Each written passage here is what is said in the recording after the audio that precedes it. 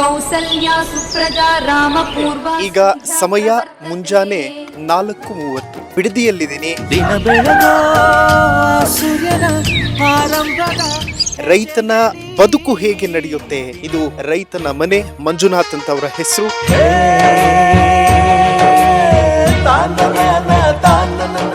ಅಲ್ಲ ಸರ್, 4:30ಗೆ ಎದ್ದೇಳ್ತಿರಲ್ಲ, ಆರಾಮಾಗಿ ಮಲಗಬಹುದು. ಒಂದ್ 8 ಗಂಟೆಗೋ 9 ಗಂಟೆಗೋ ಹೋಗ್ಬೋದಿತ್ತಲ್ಲ. ನಾವಿಷ್ಟೊತ್ತಿಗೆ ಎದೊಳ್ಳಿಲ್ಲ ಅಂದ್ರೆ ಸಿಟಿಯವ್ರು ಏನು ತಿನ್ನಕ್ಕಾಗಲ್ಲ. ರೈತ ರೈತ ರೈತ ಅನ್ನ ಕೊಡುವ ದಾತ. ರೈತನ ಕಷ್ಟ ಎಷ್ಟದೆ ನಮ್ಗೆ ಗೊತ್ತಾಗಬೇಕು ಜನಗಳಿಗೆ. ರೈತ ಇರದ ನಾಡೇ ಇಲ್ಲ. ಎಲ್ಲ ತರಕಾರಿ ರೇಷನ್ ಇರ್ಬೋದು, ಪ್ರತಿಯೊಂದು ಇರ್ಬೋದು, ಅವನ್ ಮನೆಗೆ ಮಾತ್ರ ಅವ್ನು ಬೆಳಕೊಂಡ್ಬಿಟ್ರೆ ಲಕ್ಷಾಂತರ ಜನ ಮಣ್ಣು ತಿನ್ಬೇಕಾಗುತ್ತೆ. ಇಲ್ಲಿಂದ ಸರ್ ಒಂದು ತಿಂಗಳಿಗೆ 6 ಲಕ್ಷ ಲೀಟರ್ ಹಾಲು ಕೊಡ್ತಾ ಇದ್ದೇವೆ ನಾವು. ಅಕ್ವೇರಿಯೇಷನ್ ಮಾಡ್ತೀವಿ ಅಂತ ನಿಂತವ್ರಲ್ಲ, ಈ ಗೋಮಾತೆಗಳನ್ನೆಲ್ಲ ನಾವ್ ಇಲ್ಲಿ ಕಳ್ಸಲ್ಲ ಸರ್. ಇವೆಲ್ಲ ಎಲ್ಲಿ ಹೋಗ್ತದೆ ಸರ್, ಕಸಾಯಖಾನೆ ಕಳಿಸ್ಬೇಕು ಸರ್. ನಂದಿರೋದೊಂದು 15 ಗುಂಟೆ ಜಮೀನು, 15 ಗುಂಟೆ ರಾಜ್ಯಂಗಿದ್ದೀನಿ. ಏನ್ ಸರ್ಕಾರಕ್ಕೆ ನ್ಯಾಯ ಇನ್ನ ಬದುಕಾದ ದೇಶದ ಮೇಲೆ ಗೊಂಬೆ ಆಡ್ಸೋನು ಎಲ್ಲ ಸರ್ ಮಕ್ಕಳು ಸಾಕ್ದಂಗ್ ಸಾಕಿದ್ವಿ ಸರ್. ಇವಾಗನು ದುಃಖ ಬರುತ್ತೆ ಸರ್. ಇವ್ರ ಹಂಗಲ್ಲ ಇವಾಗಿರೋ ನಮ್ಮ ಸರ್ಕಾರ. ಬ್ರಿಟಿಷ್ನವ್ರಿಗಿನ ವರ್ಷ್ಟು ಕಿತ್ಕೋಬೇಕು. ಅವ್ರು 100 ಕೋಟಿ ಕೊಟ್ರು ನನ್ನ ನೆಕ್ಕಕ್ಕೆ ಸಮ. ನಾನು ಜಮೀನ್ ಮಾರ್ಬಿಟ್ಟು ನನ್ನ ಮಕ್ಳು ಓದಿಸ್ತೀನಿ, ನಾನು ಇಂಜಿನಿಯರ್ ಮಾಡ್ತೀನಿ, ಅದೆಲ್ಲ ತಾಕತ್ತು. ನನ್ನ ಮಕ್ಳು ಇಂಜಿನಿಯರ್ ಮಾಡೋದು ಇದೇ ದುಡ್ಡಿಂದ. ಈ ಭೂಮಿಲಿ ಏನು ಬೆಳೆಯಕ್ಕಾಗಲ್ಲ ಅಂತ ಇರುತ್ತೆ, ಚೆಕ್ ಮಾಡ್ಬಿಡ್ಲಿ. ಅವ್ರಿಗೆ ಬರಡ್ ಭೂಮಿ ಏನು ಬೆಳೆಯಕ್ಕಾಗಲ್ಲ ಅಂದ್ರೆ ಮನೆ ಜಮೀನು ಫ್ರೀ ಬಿಟ್ಬಿಟ್ಟು ಹೊಂಟೋಗ್ಬಿಡ್ತೀವಿ. ನಮ್ಗೆ ಇದೇ ರಿಸಲ್ಟ್. ಇಲ್ಲೇ ನಮ್ಗೆಲ್ಲಾ ಮಾಡ್ಕೊಂಡಿದ್ದೀವಿ. ನಮ್ಮ ಭೂಮಿಗೆ ಬೆಲೆ ಕಟ್ಬೋದು, ಇದಕ್ಕೆ ಅವ್ರ ಕೈ ಬೆಲೆ ಕಟ್ಟಕ್ಕಾಗತ್ತಾ ಸರ್? ಒಂದು ದುಃಖ ಆದ್ರೆ ಇಲ್ಲಿಗೆ ಬರ್ತೀವಿ. ಹೆತ್ತವಳು ಯಾರಮ್ಮ? DK ಶಿವಕುಮಾರ್ ಸಾಹೇಬ್ರವರು ಜೈಲಲ್ಲಿದ್ರು. ತಂದೆಗೆ ಪೂಜೆ ಮಾಡಕ್ ನಾನು ಬಿಡಲ್ಲ ಅಂತ ಅವ್ನು ಕಣ್ಣೀರ್ ಹಾಕ್ಬಿಟ್ಟು, ಅದು ನಮಗೂ ಕಣ್ಣಲ್ಲಿ ನೀರ್ ಬರ್ತು. ಬಟ್ ಇವತ್ತು ನಮ್ ಗೋರಿನೇ ಕಿತ್ಕೊಳಕ್ ಬಂದಿದ್ದೀರಲ್ಲ, ನಮ್ಮ ಮೇಲೆ ಯಾಕೆ ಸ್ವಾಮಿ ನಿಮ್ಗೆ ಇಷ್ಟೊಂದು ಕೋಪ? ನಮ್ಮನ್ನ ಬಿಡಿ ಸ್ವಾಮಿ, ನಿಮ್ನೆ ಕಾಲ ಮುಗಿಸ್ಕೊಳ್ಕೊಳ್ಳಿ.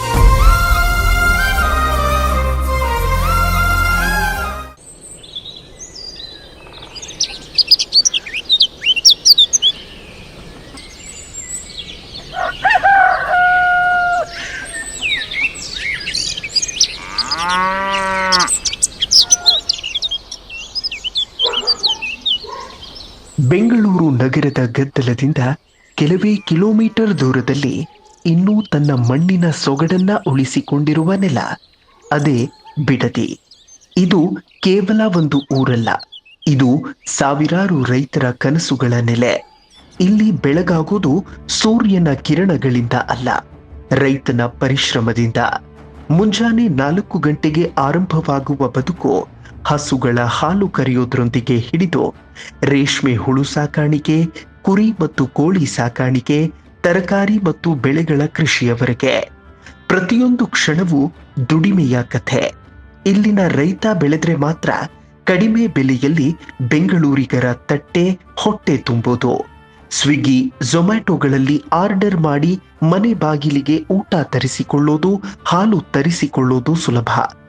ಆದ್ರೆ ಇವರು ಅದನ್ನ ಉತ್ಪಾದಿಸದೇ ಇದ್ರೆ ಒಂದು ಬಾರಿ ಯೋಚನೆ ಮಾಡಿದ್ದೀರಾ? ಹಾಲು, ರೇಷ್ಮೆ ಮತ್ತು ಕೃಷಿಯಿಂದ ಸಮೃದ್ಧವಾಗಿರುವ ಈ ನೆಲ ಇಂದು ಹೊಸ ಸವಾಲುಗಳನ್ನ ಎದುರಿಸುತ್ತಿದೆ. ಟೌನ್ಶಿಪ್ ಹೆಸರಿನಲ್ಲಿ ಸರ್ಕಾರ 9,600 ಎಕರೆ ಭೂಮಿಯನ್ನ ಕಿತ್ತುಕೊಳ್ಳೋದಕ್ಕೆ ಹವಣಿಸುತ್ತಿದೆ. ಕೈಗಾರಿಕೆಗಳು ಮತ್ತು ರಿಯಲ್ ಎಸ್ಟೇಟ್ ವಿಸ್ತರಣೆ ಮೂಲಕ ರೈತರ ಬದುಕನ್ನ ಬರಡಾಗಿಸುವ ಸಂಚು ನಡೀತಿದೆ. ಒಂದೆಡೆ ಸಮೃದ್ಧಿಯ ಕನಸು, ಮತ್ತೊಂದು ಕಡೆ ಭೂಮಿ ಕಳೆದುಕೊಳ್ಳುವ ಭಯ. ಇದು ಕೇವಲ ರೈತನ ಕಥೆಯಲ್ಲ, ಇದು ಒಂದು ಪ್ರದೇಶದ ಪರಿವರ್ತನೆಯ ವ್ಯಥೆ. ಕೃಷಿಯಿಂದ ಕಟ್ಟಿದ ಬದುಕು ಅಭಿವೃದ್ಧಿ ಹೆಸರಲ್ಲಿ ಎದುರಿಸುತ್ತಿರುವ ಹೋರಾಟ. ಬನ್ನಿ, ಬಿಡದಿ ರೈತರ ಬದುಕಿನ ಒಂದು ದಿನವನ್ನ ಹತ್ತಿರದಿಂದ ನೋಡೋಣ. ವೀಕ್ಷಕರೇ, ಈಗ ಸಮಯ ಮುಂಜಾನೆ 4:30. ಇನ್ನೂ ಕೂಡ ನಗರ ಪ್ರದೇಶದಲ್ಲಿರುವ ಜನ ಗಾಢ ನಿದ್ರೆಯಲ್ಲಿರ್ತಾರೆ. ನಾನು ಬಿಡದಿಯಲ್ಲಿದ್ದೀನಿ. ಅದರಲ್ಲೂ ಕೂಡ ಕೆಂಪರಸದೊಡ್ಡಿಯಲ್ಲಿ ನಾನು ನಿಂತಿದ್ದೀನಿ. ಇದು ರೈತನ ಮನೆ. ಬೆಳಗಾಗುವಂತಹ ಸಮಯ, ಇನ್ನೂ ಕೂಡ ಕತ್ತಲೆಯ ವಾತಾವರಣ ಇದೆ. ಹೇಗೆ ದಿನಚರಿ ಆರಂಭ ಆಗುತ್ತೆ, ರೈತನ ಬದುಕು ಹೇಗೆ ನಡೆಯುತ್ತೆ, ಎಷ್ಟು ಹಸನಾಗಿದೆ ಆತನ ಬದುಕು, ಬಿಡದಿ ಭಾಗದಲ್ಲಿ ವಾಸ ಮಾಡುವಂತಹ ರೈತರು ಆ, ಎಷ್ಟು ಗಂಟೆಗೆ ಎದ್ದೇಳ್ತಾರೆ ಮತ್ತು ಅವರ ದಿನಚರಿ ಹೇಗಿರುತ್ತೆ, ಹೊಲದಲ್ಲಿ ಕೆಲಸ ಹೇಗೆ ನಡೆಯುತ್ತೆ ಮತ್ತು ಹೈನುಗಾರಿಕೆ ಹೇಗೆ ನಡೆಯುತ್ತೆ, ಎಷ್ಟು ಸಮೃದ್ಧ ಬದುಕು ರೈತರದ್ದಿದೆ ಅನ್ನುವಂಥದ್ದನ್ನ ತೋರಿಸುವಂತಹ ಪ್ರಯತ್ನ ಮಾಡ್ತಾ ಇದ್ದೀನಿ. ಇದು ರೈತನ ಮನೆ. ಮಂಜುನಾಥ್ ಅಂತ ಅವರ ಹೆಸರು. ಸೊ ಬನ್ನಿ, ಬೆಳಗ್ಗಿನ ಜಾವವೇ ಅವ್ರ ಮನೆಗೆ ಬಂದಿದ್ದೀನಿ. ಈಗಷ್ಟೇ ಎದ್ದು ಆಚೆ ಬಂದ್ರು ಅಂತ ಅನ್ಸುತ್ತೆ. ಸರ್ ನಮಸ್ಕಾರ, ಹೇಗಿದ್ದೀರಿ? ನಮಸ್ಕಾರ ಸರ್. ಬೆಳಗ್ಗೆ ನಿಮ್ಮನ್ನ ಡಿಸ್ಟರ್ಬ್ ಮಾಡ್ತಿದ್ದೀನಿ ಅಂತ. ನಮ್ಮ ಉದ್ಯೋಗನೇ ಇದೆ ಸರ್, ಡಿಸ್ಟರ್ಬ್ ಏನಿಲ್ಲ. ನಾವ್ ಇಷ್ಟೊತ್ತಿಗೆ ಎದ್ದೋಳೋದು, ಕೆಲಸ ಕಾರ್ಯ ಸ್ಟಾರ್ಟ್ ಮಾಡೋದು ಇಷ್ಟೊತ್ತಿಗೆ ಸರ್ ನಾವು. ಅಲ್ಲ ಸರ್, 4:15 ಎದ್ದೇಳ್ತಿರಲ್ಲ, ಆರಾಮಾಗಿ ಮಲಗಬಹುದು. ಒಂದ್ 8 ಗಂಟೆಗೋ 9 ಗಂಟೆಗೋ ಹೋಗ್ಬೋದಿತ್ತಲ್ಲ. ಸರ್ ನಮ್ ವೃತ್ತಿ ಅದು, ರೈತನ ವೃತ್ತಿ ನಮ್ದು. ಹೆಂಗೆ ಅಂದ್ರೆ ಇಷ್ಟ 4:15 ಎದ್ದೇಳ್ತೀವಿ, 10 ಗಂಟೆ ಕೆಲಸ, ಫುಲ್ ಕೆಲಸ ಇರುತ್ತೆ. ಆಮೇಲೆ ಮಧ್ಯಾಹ್ನ ಆರಾಮಾಗಿ ರೆಸ್ಟ್ ಆಗಿರ್ತೀವಿ. ಬಟ್ ಇಷ್ಟು ಬೆಳಗ್ಗೆ ನೀವ್ ಎದ್ದೇಳ್ತಿರಲ್ಲ ಸರ್, ಈ ಶ್ರಮ ಬಹುಶಃ ನಗರದಲ್ಲಿ ನಿದ್ದೆ ಮಾಡುವಂತಹವ್ರಿಗಾಗ್ಲಿ ಅಥವಾ ಅಲ್ಲಿರುವಂತ ನಾಯಕರಿಗಾಗ್ಲಿ ಗೊತ್ತಿರೋದಿಲ್ಲ ಅನ್ಸುತ್ತೆ. ಇವತ್ತು ನಿಮ್ಮ ಶ್ರಮವನ್ನ ತೋರಿಸುವಂತ ಒಂದು ಪ್ರಯತ್ನ ಮಾಡ್ತಿದ್ದೀನಿ. ಹೇಗೆ ಶುರು ಆಗುತ್ತೆ ದಿನಚರಿ? ಸರಿ, ದಿನಚರಿ ತೋರಿಸ್ತೀನಿ ನಿಮ್ಗೆ. ನಾವ್ ಇಷ್ಟೊತ್ತಿಗೆ ಎದ್ದೊಳ್ಳಿಲ್ಲ ಅಂದ್ರೆ ಸಿಟಿ ಅವ್ರು ಏನು ತಿನ್ನಕ್ಕಾಗಲ್ಲ. ಹಾಲು ಒಂದ್ ಟೀ ಕಾಫಿ ಕುಡಿಯಕ್ಕಾಗಲ್ಲ. ಕರೆಕ್ಟ್. ನಾವ್ ಎದ್ದಿಲ್ಲ, ಹಾಲು ಡೈರಿ ತಗೋ ಹಾಕೋರೆ, ಆ ಡೈರಿಗೆ ಬೆಂಗಳೂರು ಬರೋದು. ಇಲ್ಲಾಂದ್ರೆ ಅವ್ರ ಟೀನೇ ಇಲ್ಲ, ಕಾಫಿನೂ ಇಲ್ಲ. ಹಂಗ ಮನೆಗೆ ಬೆಡ್ ಕಾಫಿ ಅಂತಾರಲ್ಲ, ನಾವಿಲ್ಲಿ ಬೆಡ್ ಇದ್ರೆ ಅವ್ರಿಗೆ ಬೆಡ್ ಕಾಫಿ. Correct sir. ನನಗ್ ಬಹಳ ಆಶ್ಚರ್ಯ ಆಗೋದು, ನೀವು ಮನಸ್ಸು ಮಾಡಿದ್ರೆ ಆಯ್ತು ತಗೊಳ್ಳಿ, ಎಲ್ಲವನ್ನು ತಗೋಬಿಡಿ, ಹೋಗಿ ಆ ಕಡೆ ಸಿಟಿಯಲ್ಲಿ ಎಲ್ಲಾದ್ರೂ ಸೆಟ್ಲ್ ಆಗ್ಬಿಡ್ತೀವಿ, ಕೋಟ್ಯಾಂತರ ರೂಪಾಯಿ ಬರ್ತಿದೆ ಅನ್ನುವಂತ ಸನ್ನಿವೇಶ ಇದೆ. ಯಾಕ ನಿರ್ಧಾರ ಮಾಡ್ತಿಲ್ಲ ಅಂತ? ಸರ್ ಯಾಕಂದ್ರೆ ಈಗ ಕೋಟಿ ತಗೊಂಡ್ ಏನ್ ಮಾಡೋಣ, ನಮ್ಗೆ ವೃತ್ತಿ ಇವಾಗ ನನ್ಗೆ ವ್ಯವಸಾಯ ಬಿಟ್ರೆ ಬೇರೆ ಗೊತ್ತಿಲ್ಲ ನಮ್ಗೆ. ಇವಾಗ ನನ್ಗೆ ಇರೋದೊಂದು 15 ಗುಂಟೆ ಜಮೀನ್ ಇದೆ ಅಷ್ಟೇ ಇಲ್ಲಿ. 15 ಗುಂಟೆಗೆ ಏನೊಂದ್ 60-70 ಲಕ್ಷ ಬರ್ಬೋದು. ಅದ್ ತಗೊಂಡೋಗಿ 70 ಲಕ್ಷ ತಗೋಗಿ ಏನ್ ಜೀವನ ಮಾಡ್ಲಿ, ನನಗೆ ಏನ್ ಕೆಲಸ ಬರುತ್ತೆ?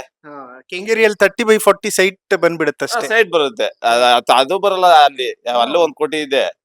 ಒಂದು ಅಮ್ಮಮ್ಮ ನೀವ್ ಹೇಳ್ದಂಗೆ ಸೈಟೇ ತಗೊಳೋಣ, ಅದ್ ತಗೊಂಡ್ ನಾನು ಏನ್ ಮಾಡ್ಬೋದು? ಕೈ ಕೊಡ್ಕೊಂಡ್ ಕೂತ್ಕೋಬೋದಾ? ಕರೆಕ್ಟ್. ಇಲ್ಲಾದ್ರೆ ವ್ಯವಸಾಯ ಮಾಡ್ತಾ ಇದೀನಿ, ನನಗೆ ತಿಂಗಳಿಗೆ 60,000-70,000 ಸಾವಿರ ಮಾಡ್ತಾ ಇದೀನಿ. ಹಾಲಲ್ಲಿ 40,000 ಮಾಡ್ತಾ ಇದೀನಿ. ನಾಟಿ ಕೋಳಿ ಇದೆ, ಮೊಟ್ಟೆ ಮಾರ್ತೀನಿ, ಕೋಳಿಗಳು ಮಾರ್ತೀನಿ. ಇಲ್ಲ ಎಲ್ಲ ಖರ್ಚೆಲ್ಲ ಎಲ್ಲ ಅನ್ಬೋದು, 70,000 ಉಳಿತದೆ ಅನ್ಬೋದು. 70,000ದಲ್ಲಿ 40,000 30,000 ಖರ್ಚಾದ್ರು 40,000 ಉಳಿತದೆ. ಯಾವ ಐಟಿ ಬಿಟಿ ಕೊಡ್ತಾರೆ ನನಗೆ 40,000 ರೈತನಿಗೆ? ಕರೆಕ್ಟ್, ಹೌದು. ಬಟ್ ಇಷ್ಟೆಲ್ಲ ನಿದ್ದೆಗೆಡಿಸ್ಕೊಂಡು ಅಲ್ಲೆಲ್ಲೋ ಸಿಟಿಯಲ್ಲಿರುವಂತವ್ರಿಗೋಸ್ಕರ, ಒಂದು ಅನ್ನದ ಅಗಳಿಗೋಸ್ಕರ ನೀವು ಇಷ್ಟೆಲ್ಲ ಶ್ರಮ ಪಡ್ತಿರಲ್ರಿ ಸರ್? ಸರ್ ಮಾಡ್ಲೇಬೇಕದು ವೃತ್ತಿ, ರೈತನ ವೃತ್ತಿ ಅಂದ್ರೆ. ರೈತ ಅದಕ್ಕೆ ಹೇಳೋದು ದೇಶದ ಬೆನ್ನೆಲುಬು ರೈತ ಅನ್ನೋದು ಇದಕ್ಕೆ ಸರ್. ನಾವು ರೈತರ ದುಡ್ಡೇನೆ ಸಿಟಿಲಿ ಕೂತ್ಕೊಂಡು ಆರಾಮಾಗಿ ಬೆಡ್ ಕಾಫಿ ಕುಡಿಯೋದು ಸರ್ ಅವರು. ಬಟ್ ಸರ್, ಕೈಗಾರಿಕೆಗಳು, ಮಾರುಕಟ್ಟೆ, ದೊಡ್ಡ ದೊಡ್ಡ IT ಕಂಪನಿಗಳು 9 ಗಂಟೆ 10 ಗಂಟೆಗೆ ಆರಂಭ ಆಗೋ ಜಗತ್ತಿಗಿಂತ ನಿಮ್ಮ ಜಗತ್ತು ತುಂಬಾ ಭಿನ್ನ ಅಂತ. ಹೌದು ಸರ್, ಭಿನ್ನನೇ. ಇವಾಗ ನಮ್ಮ ಜಗತ್ತೆಲ್ಲ ಎದ್ದಿ ಕೆಲಸ ಮಾಡಿದ್ಮೇಲೆ ನಮ್ ಕೆಲಸ ರೆಸ್ಟ್ ಬಂದ್ಮೇಲೆ ಅವ್ರ ಕೆಲಸ ಸ್ಟಾರ್ಟ್ ಆಗೋದು. ನಾವ್ ಎದ್ದಿ ಒತ್ತಿನಿ, ಒಬ್ಬ ರೈತ ಒತ್ತಿನಿ ಎದೊಳ್ದೆ ಹೋದ್ರೆ ಯಾವ್ದೇ ಕೆಲ್ಸನೂ ಆಗಲ್ಲ ಸರ್. ಅನ್ಕೋಬಹುದು ಎಲ್ಲ ಕೂತ್ಕೊಂಡು ಏನ್ ದುಡ್ಡು ಕೊಡ್ತೀವಲ್ವ ಅವ್ರೇನ್ ಮಾಡೋದು ಅಂತ ಅನ್ಬೋದು. ಬಟ್ ನಾವು ಅವ್ರಂಗೆ 10 ಗಂಟೆ ಮನೆ ಕೊಂಡ್ರೆ ಯಾವ ರೈತ ಬಿಟ್ಟು ಸಿಟಿಲಿ ಇರುವಂತ ವ್ಯಕ್ತಿಗಳು ಏನೂ ಸಿಗಲ್ಲ. ನೀವು ಏನೆಲ್ಲ ಬೆಳಿತೀರಿ ಸರ್? ಸರ್ ನಾವು ಹೈನುಗಾರಿಕೆ ಜಾಸ್ತಿ. ನಮ್ ಕಡೆ ಬ್ಯಾರೆಯವರೆಲ್ಲ ಬೆಳಿತಾರೆ, ನಾನು ಹೈನುಗಾರಿಕೆ. ಅರ್ಲಿ ಮಾರ್ನಿಂಗ್ ಸ್ಟಾರ್ಟ್ ಮಾಡ್ಬಿಡ್ತೀರಿ? ಹೌದು. ಬೆಳಿಗ್ಗೆ ಎಷ್ಟು ಗಂಟೆಗೆ ಹಾಲ್ ಕರಿಯೋದನ್ನ ಶುರು ಮಾಡ್ತೀರಿ? ಸರ್ ನಾವು 5 ಗಂಟೆಗೆ ಶುರು ಮಾಡ್ತೀವಿ. ನಾವ್ ಎದ್ದಿ ಎಲ್ಲಾ ಕೆಲಸ ಎದ್ದಿ ಪದ್ದಿ ಕೊಟ್ಟಿಗೆ ಎಲ್ಲ ತೊಳ್ದಿ ಎಲ್ಲ 4:15 ಮಾಮೂಲಿ 4:15 ಹೇಳ್ತೀವಿ. 5 ಗಂಟೆಗೆ ಸ್ಟಾರ್ಟ್. ನೀವು ಒಬ್ರೇ ಮಾಡ್ತೀರಾ ಅಥವಾ ಯಾರಾದ್ರೂ ಮನೇಲಿ ಸಪೋರ್ಟ್ ಮಾಡ್ತಾರಾ? ಇಲ್ಲ ಸರ್, ನಮ್ಮ ಮಿಸ್ಸಸ್ ಸಪೋರ್ಟ್ ಮಾಡ್ತಾರೆ. ಅವ್ರು ಇಲ್ದೇ ಇದ್ದಾಗ ನಾನ್ ಮಾಡ್ಕೊತೀನಿ, ಇಬ್ರು ಸೇರ್ ಮಾಡ್ತೀವಿ.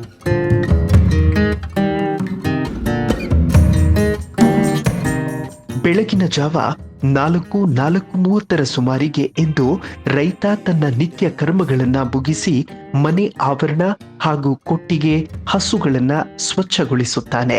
ರೈತ ಮಂಜುನಾಥ್ ಏನಿದ್ದಾರೆ, ಅವರ ದನದ ಕೊಟ್ಟಿಗೆ ಇದು. ಸೊ ನೋಡಿ, ಮುಂಜಾನೆ ಆಗಿದ ತಕ್ಷಣ ಪೂಜೆ ಎಲ್ಲವನ್ನೂ ಕೂಡ ಅಚ್ಚುಕಟ್ಟಾಗಿ ಮಾಡಿ, ಅಂದ್ರೆ 4 ಗಂಟೆ ಸರಿಸುಮಾರಿಗೆ ಪೂಜೆ ಎಲ್ಲವೂ ಕೂಡ ಆರಂಭ ಆಗತ್ತೆ. ಮನೆಯವರೆಲ್ಲ ಪೂಜೆ ಮುಗಿಸಿ ಎಲ್ಲ ಕಂಪ್ಲೀಟ್ ಕ್ಲೀನ್ ಮಾಡಿ ರಂಗೋಲಿನೆಲ್ಲ ಬಿಡಿಸಿದ್ದಾರೆ ನೋಡಿ ಇಲ್ಲಿ. ಇದು ರೈತನ ಬದುಕು ಹೇಗೆ ಅಮ್, ಬೆಳಕು ಹರಿಯುವ ಮುಂಚೆಯೇ ರಂಗೋಲಿ ಬಿಡಿಸ್ತೀವಿ, ಜೀವನ ಸ್ಟಾರ್ಟ್ ಆಗುತ್ತೆ ಅಂತ ನೋಡಿ. ಸೊ ಇದು ಅವರ ಕೊಟ್ಟಿಗೆ. ಇಲ್ಲಿ ಹಸುಗಳು ನೂರಾರು ಸಂಖ್ಯೆಯಲ್ಲಿದೆ. ಆಮ್, ಎಲ್ಲವನ್ನ ಹೀಗೆ ಮುಂಜಾನೆ ಎದ್ದು ಎಲ್ಲ ಗೊಬ್ಬರ ಎತ್ತೋದಾಗ್ಲಿ ಮತ್ತು ಕ್ಲೀನಿಂಗ್ ಮಾಡ್ಕೊಳ್ಳೋದು, ಕ್ಲೀನಿಂಗ್ ಮಾಡಿಕೊಂಡು ನಂತರ ಹಸುಗಳಿಗೆ ಒಂದ್ ಸ್ವಲ್ಪ ಅಲ್ಲೆಲ್ಲವೂ ಕೂಡ ಕ್ಲೀನಿಂಗ್ ಆಗುತ್ತೆ. ಅದಾದ ನಂತರ ಹೈನುಗಾರಿಕೆ ಪ್ರಕ್ರಿಯೆ ಆರಂಭ ಆಗುತ್ತೆ. ಇದು ಬೆಳಗ್ಗಿನ ಜಾವ 4:15. ನಾನೀಗ ನಿಮಗೆ ತೋರಿಸ್ತಾ ಇದ್ದೀನಲ್ಲ ಈ ಎಲ್ಲಾ ದೃಶ್ಯಗಳು. ನೋಡಿ ಎಷ್ಟು ಶ್ರಮ ರೈತನ ಬದುಕಿನಲ್ಲಿದೆ ಅಂತ. ಅವ್ರು ಮನ್ಸು ಮಾಡಿರ್ತಿದ್ರೆ ಬಹುಶಃ ಎಲ್ಲವನ್ನು ಕೊಟ್ಟು ಅಲ್ಲೆಲ್ಲೋ ಬೆಂಗಳೂರಲ್ಲಿ ಒಂದು ಸೈಟ್ ತಗೊಂಡು ಮನೆ ಮಾಡ್ಕೊಂಡು ಯಾವುದೋ ಒಂದು ಸಣ್ಣ ಪುಟ್ಟ ಉದ್ಯೋಗ ಮಾಡ್ಕೊಂಡು ನೆಮ್ಮದಿ ಜೀವನನ ನಡೆಸಬಹುದಿತ್ತು. ಆದ್ರೆ ರೈತನಲ್ಲಿ ಒಂದು ಕಾಳಜಿ ಇರುತ್ತೆ. ಆ ಕಾಳಜಿ ಏನು ಅಂತಂದ್ರೆ ಆ ನಾನು ದುಡಿದರೆ ನೂರಾರು ಜನ ಆ ಅನ್ನದ ಅಗಳನ್ನ ತಿಂತಾರೆ, ಅಥವಾ ಈ ಹಸುವಿನಿಂದ ಬರುವಂತಹ ಹಾಲನ್ನ ಸೇವಿಸ್ತಾರೆ ಅನ್ನುವಂತಹ ಉದ್ದೇಶ. ಸೊ ಹಾಗಾಗಿ ದಿನಚರಿ ಆರಂಭ ಆಗುವಂತಹ ಪ್ರಕ್ರಿಯೆ ಇದು. ತುಂಬಾ ಅಚ್ಚುಕಟ್ಟಾಗಿ ಮಾಡ್ಕೊಂಡಿದ್ದಾರೆ ಈ ಪ್ರದೇಶವನ್ನ. ನನಗೆ ಇವತ್ತಿನ ಇಡೀ ದಿನ ರೈತನ ಬದುಕು ಹೇಗಿದೆ ಬಿಡದಿ ಭಾಗದಲ್ಲಿ ಅನ್ನುವಂತಹ ಚಿತ್ರಣವನ್ನು ನಿಮ್ಮ ಮುಂದೆ ತೋರಿಸುವಂತಹ ಒಂದು ಪ್ರಯತ್ನ.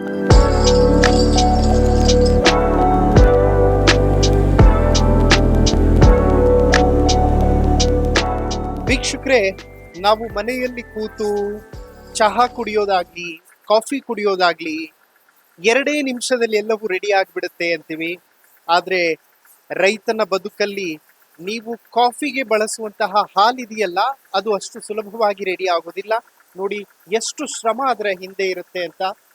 ಅವರು ಬೆಳಗ್ಗಿನ ಜಾವ 4:15 ಎದ್ದು 4:30 ಸುಮಾರಿಗೆ ಎದ್ದು ಪೂಜೆ ಪುನಸ್ಕಾರಗಳನ್ನು ಮುಗಿಸಿ ದೇವ್ರಿಗೆ ನಮಸ್ಕಾರ ಮಾಡಿ ಎಲ್ಲವನ್ನ ಕೂಡ ಸ್ವಚ್ಛವಾಗಿ ದನದ ಕೊಟ್ಟಿಗೆ ಎಲ್ಲವನ್ನು ಕೂಡ ಕ್ಲೀನ್ ಮಾಡಿಕೊಂಡು ಇಲ್ಲಿರುವಂತಹ ಹಸುಗಳನ್ನ ನೀವು ನೋಡಬಹುದು.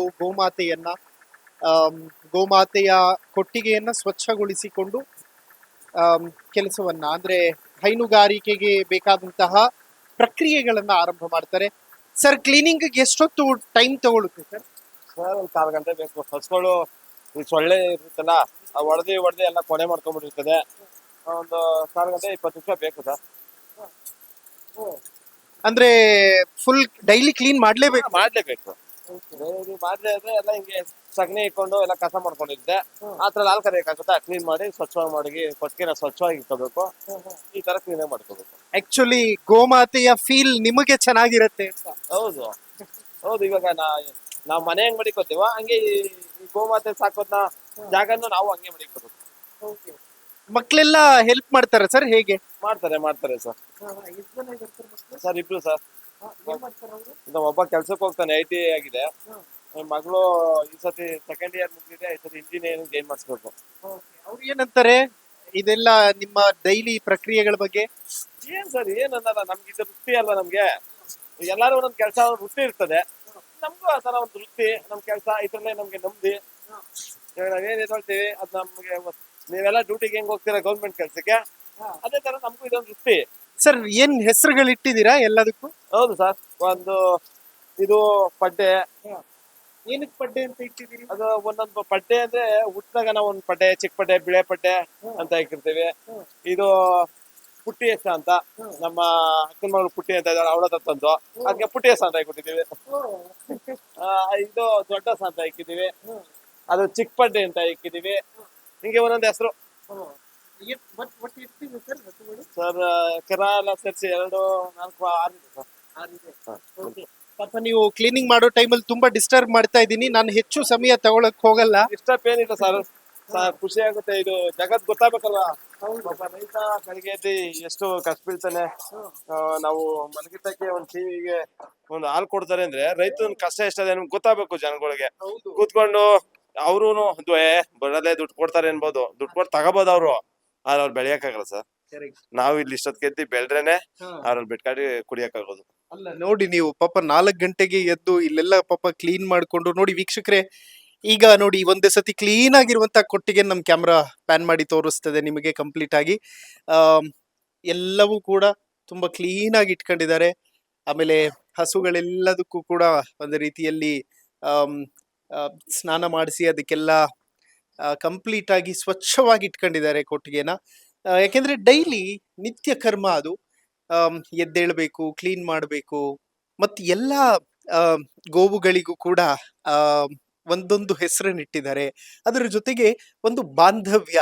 ಆಮ್, ಗೋವಿಂದ ಹಾಲ್ ಬರುತ್ತೆ, ಅದನ್ನ ತಗೊಂಡು ಹೋಗಿ ಡೈರಿಗೆ ಹಾಕ್ತಿವಿ ಅನ್ನೋದಕ್ಕಿಂತ ಹೆಚ್ಚಾಗಿ ಅವ್ರು ಹೇಳ್ತಿದ್ರಲ್ಲ, ನಮ್ಮ ಕುಟುಂಬದ ಸದಸ್ಯರ ರೀತಿಯಲ್ಲಿ ಈ ಹಸುಗಳೆಲ್ಲವೂ ಕೂಡ ಇದೆ, ಅದು ಒಂದು ಫ್ಯಾಮಿಲಿಯ ರೀತಿಯಲ್ಲಿ ಫೀಲ್ ಇದೆ ಅನ್ನೋದನ್ನ ಹೇಳ್ತಾ ಇದ್ರು. ಈಗ ಹಾಲು ಕರೆಯುವಂತಹ ಪ್ರಕ್ರಿಯೆ ನೋಡಿ, ಅವ್ರಿಗೆ ಎಷ್ಟು ಅಭಿಮಾನ ಅಂತಂದ್ರೆ ಚಪ್ಲಿಯನ್ನ ಬಿಟ್ಟು ಪಕ್ಕದಲ್ಲಿ ಆ ಒಂದು ನೀರಿನ ಡಬ್ಬಿ ತಂದಿದ್ರಲ್ಲ ಅದನ್ನ ಪಕ್ಕದಲ್ಲಿಟ್ಟು ಈಗ ಹಾಲು ಕರೆಯೋದಕ್ಕೆ ಹಸುವಿನ ಕೆಚ್ಚಲಿಗೆ ನೀರು ಹಾಕೋದರ ಮೂಲಕ ಸ್ವಚ್ಛಗೊಳಿಸುವಂತಹ ಒಂದು ಕೆಲಸವನ್ನ ಮಾಡ್ತಾ ಇದ್ದಾರೆ. ನಾವು ಬೆಂಗಳೂರಲ್ಲಿ ಏನು ಸ್ಟವ್ ಮೇಲೆ ಕಾಫಿ ಇಟ್ಟ ತಕ್ಷಣ ಘಮ ಘಮ ಅಂತ ಕಾಫಿ ರೆಡಿ ಆಗಿ ಬಿಡುತ್ತೆ. 2 ನಿಮಿಷ 3 ನಿಮಿಷ ಅದಕ್ಕೊಂದು ಸ್ವಲ್ಪ ಸಕ್ಕರೆ ಹಾಕಿ, ಅದಕ್ಕೊಂದು ಸ್ವಲ್ಪ ಕಾಫಿ ಪೌಡರ್ ಹಾಕಿ ತಕ್ಷಣ ಎಲ್ಲವೂ ಕೂಡ ರೆಡಿ, ಬೆಡ್ ಕಾಫಿ ರೆಡಿ ಅಂತೀವಿ. ಬಟ್ ಆ ಬೆಡ್ ಕಾಫಿ ಇದೆಯಲ್ಲ, ಅಷ್ಟು ಸುಲಭವಾಗಿ ಸಿಗೋದಿಲ್ಲ. ಒಂದು ರೀತಿಯಲ್ಲಿ ಇಲ್ಲಿ ರೈತನ ಕುಟುಂಬದ ಭಾವ ಹಸುಗಳ ಜೊತೆ, ಅದರ ಜೊತೆಗೆ ಗೋವಿನ ಮೇಲೆ ಅವರಿಗಿರುವಂತಹ ಭಕ್ತಿ, ಅದೆಲ್ಲದರ ಮಿಶ್ರಣವೇ ಸ್ವಚ್ಛಂದವಾಗಿ ಬರುವ ಹಾಲು. ಹಾಲನ್ನು ಕರಿತಾ ಇದ್ದೀರಿ ಕೈಯಲ್ಲಿ. ಹೇಗೆ, ಎಷ್ಟು ಸಮಯ ತಗೊಳುತ್ತಿದ್ದು? ಸರ್ ಸಮಯ ಅಂದ್ರೆ ಹಾಲಿದ್ದಂಗೆ. ಇವಾಗ 5 ಲೀಟರ್ ಕೊಡೋರು ಇರ್ತವೆ, 10 ಲೀಟರ್ ಕೊಡೋರು ಇರ್ತವೆ, 2 ಲೀಟರ್ ಕೊಡೋರು ಇರ್ತವೆ. ಹಾಗೆ ಹಸು ಅಂದ್ರೆ ಒಂದೇ ಸಮ ಹಾಲು ಕೊಟ್ಬಿಡಲ್ಲ. ಇವಾಗ ಈದಿ ಒಂದು 4 ತಿಂಗಳು 5 ತಿಂಗಳು ಜೋರಾಗಿ ಹಾಲು ಬರುತ್ತೆ. ಆಮೇಲೆ ತಿರ್ಗಾ ವೀಟ್ ತಗೊಳುತ್ತೆ ಅದು. ಆಮೇಲೆ ವೀಟ್ ಏನೋ ತಗೋದು ಹಾಲು ಕಮ್ಮಿ ಆಯ್ತಾ ಹೋಯ್ತದೆ, ಅದು ಫಲ ನಿಲ್ಲುತ್ತೆ. ಹಂಗೆ ಒಂದೇ ಸಮ ಹಾಲು ಬರಲ್ಲ, ಅದು ಫಲ ಆಗ್ತಾ ಇರ್ತದೆ, ಹಾಲು ಹೆಚ್ಚೆ ಕೊಡ್ತಾ ಇರ್ತದೆ, ಕಮ್ಮಿ ಆಯ್ತಾ ಇರ್ತದೆ. ಹಿಂಗೆ 10 ಲೀಟರ್ ಕೊಡವು ಒಂದ್ ಟೈಮ್ 10 ಲೀಟರ್ ಕೊಡವೇ ಅವೇನ್ ಮಾಡ್ತವೆ, ಒಂದು 3 ತಿಂಗಳು 4 ತಿಂಗಳು ಕಂಟಿನ್ಯೂಸ್ ಆಗಿ ಹಾಲು ಕೊಡುತ್ತೆ. ಆಮೇಲೆ 8 ಲೀಟರ್ ಬರುತ್ತೆ, 7 ಲೀಟರ್ ಬರುತ್ತೆ, ಹಂಗೆ ಕಮ್ಮಿ ಆಗ್ತಾ ಹೋಗುತ್ತೆ. ಈಗ ನೀವು ಎಣ್ಣೆ ಎಲ್ಲ ಹಾಕಿದ್ರಲ್ಲ ಇದಕ್ಕೆ? ಹೌದು, ಇದು ಒಳ್ಳೆಣ್ಣೆ ನಾವು ಬೆಳಕೋತೀವಿ, ಮನೇಲೆ ಮಾಡ್ತೇವೆ. ಒಳ್ಳೆಣ್ಣೆ ಹಾಕೊಂಡ್ರೆ ಇದು ಸ್ಮೂತ್ ಆಗುತ್ತೆ ನೋಡಿ, ಹಾಲು ದಪ್ಪ ಆಗುತ್ತೆ ನೋಡಿ. ಇವಾಗ ಇದು ಸೊರೆ ಬಿಡುತ್ತೆ, ಅವಾಗ ಹಾಲು ಕರಿತೀವಿ. ಒಳ್ಳೆಣ್ಣೆ ಹಾಕೊಳ್ಳೋದು ಏನ್ರಿಗೆ ಅಂದ್ರೆ ಅದು ಸ್ಮೂತ್ ಆಗಿ ಬರ್ಲಿ ಅಂತ. ಹಿಂಗ್ ಸ್ಮೂತ್ ಆಗಾದ್ರೆ ಅದು ಮಲೆಗೂ ನೋವಾಗಲ್ಲ, ಒಂಥರ ಪುಷ್ ಮಾಡಕ್ ಚೆನ್ನಾಗಿರುತ್ತೆ ಅಂತ. ಗೋವಿನ ಕೆಚ್ಚಲಿಗೆ ಅರಳೆಣ್ಣೆ ಹಚ್ಚಿ ಅದಕ್ಕೆ ನೋವಾಗದಂತೆ ಹಾಲು ಕರೆಯಲಾಗುತ್ತೆ. ಕಡಿಮೆ ಹಾಲು ಕೊಡುವ ಹಸುಗಳಿಗೆ ಕೈಯಿಂದನೇ ಹಾಲು ಕರೆಯಲಾಗುತ್ತೆ. ಹೆಚ್ಚು ಹಾಲು ಕೊಡುವ ಹಸುವಿಗೆ ಯಂತ್ರವನ್ನ ಅಳವಡಿಸಲಾಗುತ್ತೆ. ಹೆಂಗ್ ಗೊತ್ತಾಗುತ್ತೆ ಹಾಲು ಕೊಡೋದು ಸ್ಟಾಪ್ ಮಾಡ್ತಿದೆ ಅಂತ? ಸರ್ ನಮ್ಗಿಲ್ಲಿ ಅನುಭವ ಇರೋದು ಗೊತ್ತಾಗುತ್ತೆ. ಇದು ಕೆತ್ತಲು ನೋಡಿ, ಹಾಲು ತುಂಬ್ಕೊಂಡಿರುತ್ತೆ, ಬಿಟ್ಟು ಹಾಲೆಲ್ಲ ಕಮ್ಮಿ ಆಯ್ತು ಅಂದ್ರೆ 2 ತರ ಗೊತ್ತಾಗುತ್ತೆ. ಒಂದು ಇಲ್ಲೂ ಗೊತ್ತಾಗುತ್ತೆ, ಒಂದು ಈ ಕೆತ್ತಲುಗಳು ಹಿಂಗೆ ಸುಂದೋಗುತ್ತೆ ನೋಡಿ, ಹಿಂಗೆ ಜೋಲ್ ಬಿಟ್ಕೊಬಿಡುತ್ತೆ, ಆಗ ಹಾಲು ಫುಲ್ ಬಂದಿದೆ ಅಂತ ಗೊತ್ತಾಗುತ್ತೆ. ಅದು ದಿನ ಮಾಡೋರ್ಗೆ ಅನುಭವ ಗೊತ್ತಾಗುತ್ತೆ, ಹೊಸ್ದಾಗ್ ಬಂದವ್ರಿಗೆ ಹೆಂಗೆ ಅಂತ ಹೇಳಿ ಕೇಳ್ತೀರಿ. 2 ತರ ಕಂಡ್ಕೋಬಹುದು, ಇಲ್ಲೂ ಗೊತ್ತಾಗುತ್ತೆ ಹಾಲು ಹೋಗೋದು, ಇಲ್ಲಾಂದ್ರೆ ಇಲ್ಲೇ ಕೆತ್ತಲು ಈ ಸುಂಡಿದೆ ನೋಡಿ, ಇವಾಗ ಹಾಲು ಇದ್ರಲ್ಲೇ ಎಳ್ಕೊಂಡ್ಬಿಟ್ಟಿದೆ, ಅವಾಗ ಗೊತ್ತಾಗುತ್ತೆ ನಮ್ಗೆ. ಹೈಯೆಸ್ಟ್ ಯಾವ್ದು ಕೊಡುತ್ತೆ ಸರ್ ಇದ್ರಲ್ಲಿ ಹಾಲು? ಸರ್ ಇದು ಸರ್ ಇವಾಗ ಹೊಸ್ದಾಗಿದೆ, ಇದು ಕೊಡುತ್ತೆ. ಯಾವತ್ತು ಇದೆಲ್ಲ ಸಾಕು ಅನ್ಸಿಲ್ವಾ ಸರ್ ಲೈಫಲ್ಲಿ? ಅನ್ಸಲ್ಲ ಸರ್ ನಮ್ಗೆ, ಯಾಕೆಂದ್ರೆ ನಮ್ಗೆ ಒಂಥರ ತೃಪ್ತಿ, ಒಂಥರ ನೆಮ್ಮದಿ. ಯಾಕೆಂದ್ರೆ ನಮ್ಮ ಮುತ್ತಾತ, ನಮ್ಮ ತಾತ, ನಮ್ಮ ತಂದೆ ಎಲ್ಲ ರೈತರುಗಳೇ. ಅವ್ರು ಏನು ಅವರಿಂದ ಬಂದಿತ್ತು ಅದು ಖುಷಿ ಅಲ್ವಾ ಸರ್, ಅದು ಯಾಕೆ ಬೇಜಾರು ಮಾಡ್ಕೋಬೇಕು? ಅದ್ ನಮ್ದು ಒಂಥರ ಈ ಕೆಲಸ ಒಂಥರ ಖುಷಿ, ಒತ್ತಿನ ಇದೆ. ನಾವೇನೇನು ನಾವು ಮಾಡ್ಬೇಕು ಕರ್ತವ್ಯ ಮಾಡ್ಲೇಬೇಕು ನಾವು, ಒಂಥರ ಖುಷಿಯಾಗಿದ್ದೀವಿ ನಾವು. ಹಳ್ಳಿ ಜೀವನ ಬೆಸ್ಟ್ ಸರ್. ಸಿಟಿಗೆ ಯಾವತ್ತು ಅನ್ಸಿಲ್ವಾ ಹೋಗ್ಬೇಕು, ಅಲ್ಲೇ ಸೆಟ್ಲ್ ಆಗ್ಬೇಕು, ದೊಡ್ಡ ದೊಡ್ಡ ಬಿಲ್ಡಿಂಗ್ಗಳು, ಕಟ್ಟಡಗಳು, ಅದ್ ಯಾವತ್ತು ಆಸೆ ಬಂದಿಲ್ವಾ ನಿಮ್ಗೆ ಯಾರಿಗೂ? ಸರ್ ನಿಜವಾದ ರೈತನಿಗೆ ಆಸೆ ಬರೋದೇ ಇಲ್ಲ. ನಿಜವಾದ ಒಬ್ಬ ರೈತ ಅಂದ್ರೆ ಆಸೆ ಬರೋದೇ ಇಲ್ಲ. ಸಿಟಿಗೆ ಹೋಗ್ಬೇಕು ಆಸೆ ಎಂತವ್ರಿಗೂ ಇರುತ್ತೆ, ಆದ್ರೆ ನಮ್ಮ ವೃತ್ತಿ ನಾವೇನ್ ಮಾಡ್ತೀವೋ ಅದ್ರ ಮೇಲೆ ಇರೋ ಗೌರವ ಯಾವತ್ತೂ ನಮ್ಗೆ ಆತರ ಸಿಟಿಗೆ ಹೋಗಿ ಮನೆ ಕಟ್ಕೊಡ್ಬೇಕು ಅನ್ನೋ ಆಸೆ ಇರಲ್ಲ ಸರ್ ಒಬ್ಬ ರೈತನಿಗೆ. ಬೆಳಗ್ಗೆ ಇದ್ರೆ ಇವತ್ತೇನ್ ಕೆಲಸ ಮಾಡ್ಬೇಕು, ಅಲ್ಲಿ ನೀರ್ ಕಟ್ಬೇಕಾ, ಮೇವ್ ಹಾಕ್ಬೇಕಾ, ಏನ್ ಬೆಳೆ ಹಾಕ್ಬೇಕು ಅಂತ ಒಬ್ಬ ಮನುಷ್ಯ ರಾತ್ರಿ ಯೋಚನೆ ಮಾಡ್ತಾ ಇರ್ತಾನೆ ಮಲಗುವಾಗ, ಬೆಳಗ್ಗೆ ನಾನು ಏನೇನ್ ಕೆಲಸ ಮಾಡ್ಬೇಕು ಅಂತ. ರೈತನಿಗೆ ಈ ಯೋಚನೆ ಇರುತ್ತೆ. ಸರ್ ಈಗ ಬೆಂಗಳೂರಲ್ಲಿ ದೊಡ್ಡ ದೊಡ್ಡ ಹೋಟೆಲ್ಗಳಲ್ಲಿ ಕಾಫಿ ಕುಡಿಯೋದು, ಹಾಲ್ ಕುಡಿಯೋದಾಗ್ಲಿ, ಯಾವತ್ತಾದ್ರೂ ಆ ತರದ ಸಂದರ್ಭ ಸಿಕ್ತಾ ನಿಮಗೆ ಲೈಫಲ್ಲಿ? ಸಿಕ್ಕಿದೆ ಸರ್, ಬೇಜಾನ್ ಸರಿ ಸಿಕ್ಕಿದೆ. ಹೋಗಿದ್ವಿ. ಮಸ್ತಿಗೆ ಹೋಗಿದ್ದೀನಿ. ಬೆಂಗಳೂರಲ್ಲೆಲ್ಲ ನಮ್ಮ ಫ್ಯಾಮಿಲಿ ಇದೆ, ನಮ್ಮ ಅತ್ತೆ ಮಕ್ಕಳು ಅವರು ತುಂಬಾ ಜನ ಬೇಜಾನಿದ್ದಾರೆ. ಹೋಗ್ತಾ ಇರ್ತೀನಿ ಅವ್ರ ಜೊತೆ ನೋಡಿದ್ದೀನಿ. ಓಕೆ. ಈಗ ನೀವು ಇಲ್ಲಿ ಹಾಲ್ ಕರಿತೀರಿ, ಅಲ್ಲೆಲ್ಲೋ ಒಂದು ಕಾಫಿ ಶಾಪ್ ಅಲ್ಲಿ 250 ರೂಪಾಯಿ 200 ರೂಪಾಯಿ ಒಂದು ಲೋಟ ಕಾಫಿ ಅಂದಾಗ ಏನ್ ಅನ್ಸುತ್ತೆ ನಿಮಗೆ? ಅನ್ಸುತ್ತೆ ಸರ್, ಇಲ್ಲಿ ನಾವು ಬೆಳ್ಕೊಂಡು ಎಷ್ಟೋ 100 ಜನಕ್ಕೆ ನೆಂಟರು ಹಿಂಗೆ ಫ್ರೆಂಡ್ಸ್ಗಳು ಇಲ್ಲಿ ಮಾಡ್ಕೊಡ್ತೀವಿ ನಾವು ಒಂದೊಂದು ಕಾಫಿ. ಅಲ್ಲಿ 200 ರೂಪಾಯಿ ಕೊಟ್ಟು ಕುಡಿಬೇಕು ಅಂದಾಗ ನಾವು ಇಲ್ಲಿ ನಮ್ಮ ಹಾಲ್ನ ಬೇರೆ 35 ರೂಪಾಯಿ ತಗೋತಾರೆ. ನಮ್ಮ ಹಾಲ್ ಇವಾಗ ನಾವು ಡೈರಿಗೆ ಹಾಕಿದ್ರೆ 35 ರೂಪಾಯಿ 36 ರೂಪಾಯಿ ಫ್ಯಾಕ್ಟ್ ಮೇಲೆ ಬರುತ್ತೆ. ಅಲ್ಲಿ ಒಂದು ಟೀಗೆ 200 ರೂಪಾಯಿ ಕೊಟ್ಟಾಗ ನಮ್ಗೆ ಎಷ್ಟು ಹೊಟ್ಟೆ ಉರಿತದೆ ಗೊತ್ತಾ? ಹೌದು ಸರ್, ನಾವ್ ಇದೊಂದು ಲೀಟರ್ ಹಾಲು, ಅದು ಪ್ಯೂರ್ ಕಷ್ಟ ಬಿದ್ದು ಬೆಳ್ದಿ ನಾವ್ 1 ಲೀಟರ್ ಹಾಲು ಇಷ್ಟುದ ಕೊಟ್ರೆ ಅದೊಂದು ಟೀಗೆನೆ 200 ರೂಪಾಯಿ ತಗೋತಾರೆ ಅಂದ್ರೆ ಹೊಟ್ಟೆ ಇರೋ ಸರ್. ರೈತನಿಗೆ ಏನ್ ಸಿಗುತ್ತೆ ಅಲ್ವಾ? ನೀವೇ ಕುಡ್ದಿರ್ಬೋದು, 200 ರೂಪಾಯಿ 250 ಕೊಟ್ಟಿದ್ದೀರಾ, ಕುಡ್ದಿದ್ದೀರಾ. ನಾವ್ ಇಲ್ಲಿ ಅದು ಎಷ್ಟಾಗಿರ್ತದೆ ಅದಕ್ಕೆ ಇಷ್ಟೇ ಒಂದ್ ಲೋಟ ಒಂದ್ ಏನಮ್ಮ ಅಂದ್ರೆ ಒಂದ್ 10 ಮಿಲಿ 15 ಮಿಲಿ ಹಾಕಿರ್ಬೋದು ಹಾಲು, ಅದಕ್ಕೆ 200 ರೂಪಾಯಿ ತಗೋತಾರೆ. ನಾವ್ 1 ಲೀಟರ್ ಪ್ಯೂರ್ ಹಾಲು ಕೊಟ್ರು 35 ರೂಪಾಯಿ ಕೊಡ್ತಾರೆ. ನೀವು ಎಷ್ಟೋ ಜನಕ್ಕೆ ಇಲ್ಲಿ ಫ್ರೀಯಲ್ಲೇ ಕೊಟ್ಟು ಬಿಟ್ಟಿರ್ತೀರಿ ನೆಂಟರಿಗೆಲ್ಲ. ಹೌದು ಸರ್, ಈಗ ನಾವ್ ಬೆಂಗಳೂರಿಂದ ನಮ್ ನೆಂಟರು ಅವ್ರು ಇವ್ರು ಬಂದ್ರೆ ಅವ್ರು ಅರ್ಧ ಲೀಟರ್ ಕೇಳಿದ್ರೆ ನಾವು 1 ಲೀಟರ್ 2 ಲೀಟರ್ ಹಾಕೊಡ್ತೀವಿ ಎತ್ಕೋಗ್ಲಿ ಅಂತ. ನಮಗ್ ಬಹಳ ಬೇಜಾರಾಗುತ್ತೆ ಅಲ್ಲೆಲ್ಲವೂ ಕೂಡ ಸಿಟಿಯಲ್ಲಿ 200 ರೂಪಾಯಿ 150 ರೂಪಾಯಿ ಒಂದು ಕಾಫಿ ಯಾವ್ದಾದ್ರು ಕೆಫೆ ಡೇ ಅಲ್ಲಿ ಕೂತ್ಕೊಂಡು ಕುಡಿಯುವಂತವ್ರು ಅಷ್ಟೆಲ್ಲ ಕೊಟ್ಟು ಕಾಫಿ ಟೀ ಕುಡಿತಾರೆ ಅಂದಾಗ ಹೊಟ್ಟೆ ಉರಿಯುತ್ತೆ. ಯಾಕೆಂದ್ರೆ ನಾವು ಫ್ರೀ ಆಗಿ ಎಷ್ಟೋ ಜನಕ್ಕೆ ಹಾಲನ್ನು ಕೊಟ್ಟು ಬಿಟ್ಟಿರ್ತೀವಿ, ನಮ್ಮ ನೆರೆಹೊರೆಯವರಿಗೆಲ್ಲರಿಗೂ ಕೂಡ. ಎಷ್ಟು ಒಂದು ಡಿಫ್ರೆನ್ಸ್ ಇದೆ ನೋಡಿ ಹಳ್ಳಿ ಜೀವನ ಅದರ ಜೊತೆಗೆ ಸಿಟಿ ಬದುಕಿಗೆ. ಆಮೇಲೆ ಅವರು ಯಾವತ್ತೂ ಕೂಡ ಈ ಕೆಲಸ ಸಾಕು ಅಂತ ಅನ್ಸಿಲ್ಲ. ಇದು ನಿತ್ಯ ಕರ್ಮ, ಹಿರಿಯರು ಮಾಡ್ಕೊಂಡು ಬಂದಿದ್ದಾರೆ, ನಾವು ಇದನ್ನೇ ಮಾಡ್ತೀವಿ. ಮತ್ತು ನಾವು ಬೆಡ್ಡಿಂದ ಎದ್ದಿಲ್ಲ ಅಂತಂದ್ರೆ ಬೆಂಗಳೂರಿಗರಿಗೆ ಬೆಡ್ ಕಾಫಿನೇ ಇಲ್ಲ ಅನ್ನೋದನ್ನ ಅವರು ತುಂಬಾ ಮಾರ್ಮಿಕವಾಗಿ ಹೇಳಿದ್ರು. ಅಂದ್ರೆ ಇವತ್ತು ಅವರ ಜೊತೆ ಆಗ್ತಾ ಇರುವಂತಹ ಧೋರಣೆ ಸರ್ಕಾರದ ಕಡೆಯಿಂದ ಏನಿದೆಯಲ್ಲ ಅದರ ಆಕ್ರೋಶ ವ್ಯಕ್ತವಾಗ್ತಾ ಇರುವಂತಹ ರೀತಿ ಅದು. ಮಷಿನ್ನಲ್ಲೂ ಹಾಲು ಕರೀತಾರೆ, ಈ ಕಡೆ ಕೈಯಲ್ಲೂ ಹಾಲು ಕರೆಯುವಂತಹದ್ದು ಪ್ರಕ್ರಿಯೆ ಇರುತ್ತೆ. ನಾ ಹೇಳಿದ್ನಲ್ಲ, ಹೆಚ್ಚು ಹಾಲು ಕೊಡುವಂತಹ ಹಸುಗಳಿಗೆ ಈ ರೀತಿ ಯಂತ್ರದ ಮೂಲಕ ಹಾಲನ್ನ ಕರೆಯುವಂತಹ ಕೆಲಸ ಆಗುತ್ತೆ. ಅತಿ ಹೆಚ್ಚು ಹಾಲು ಕೊಡುವಂತಹ ಹಸು ಇದು.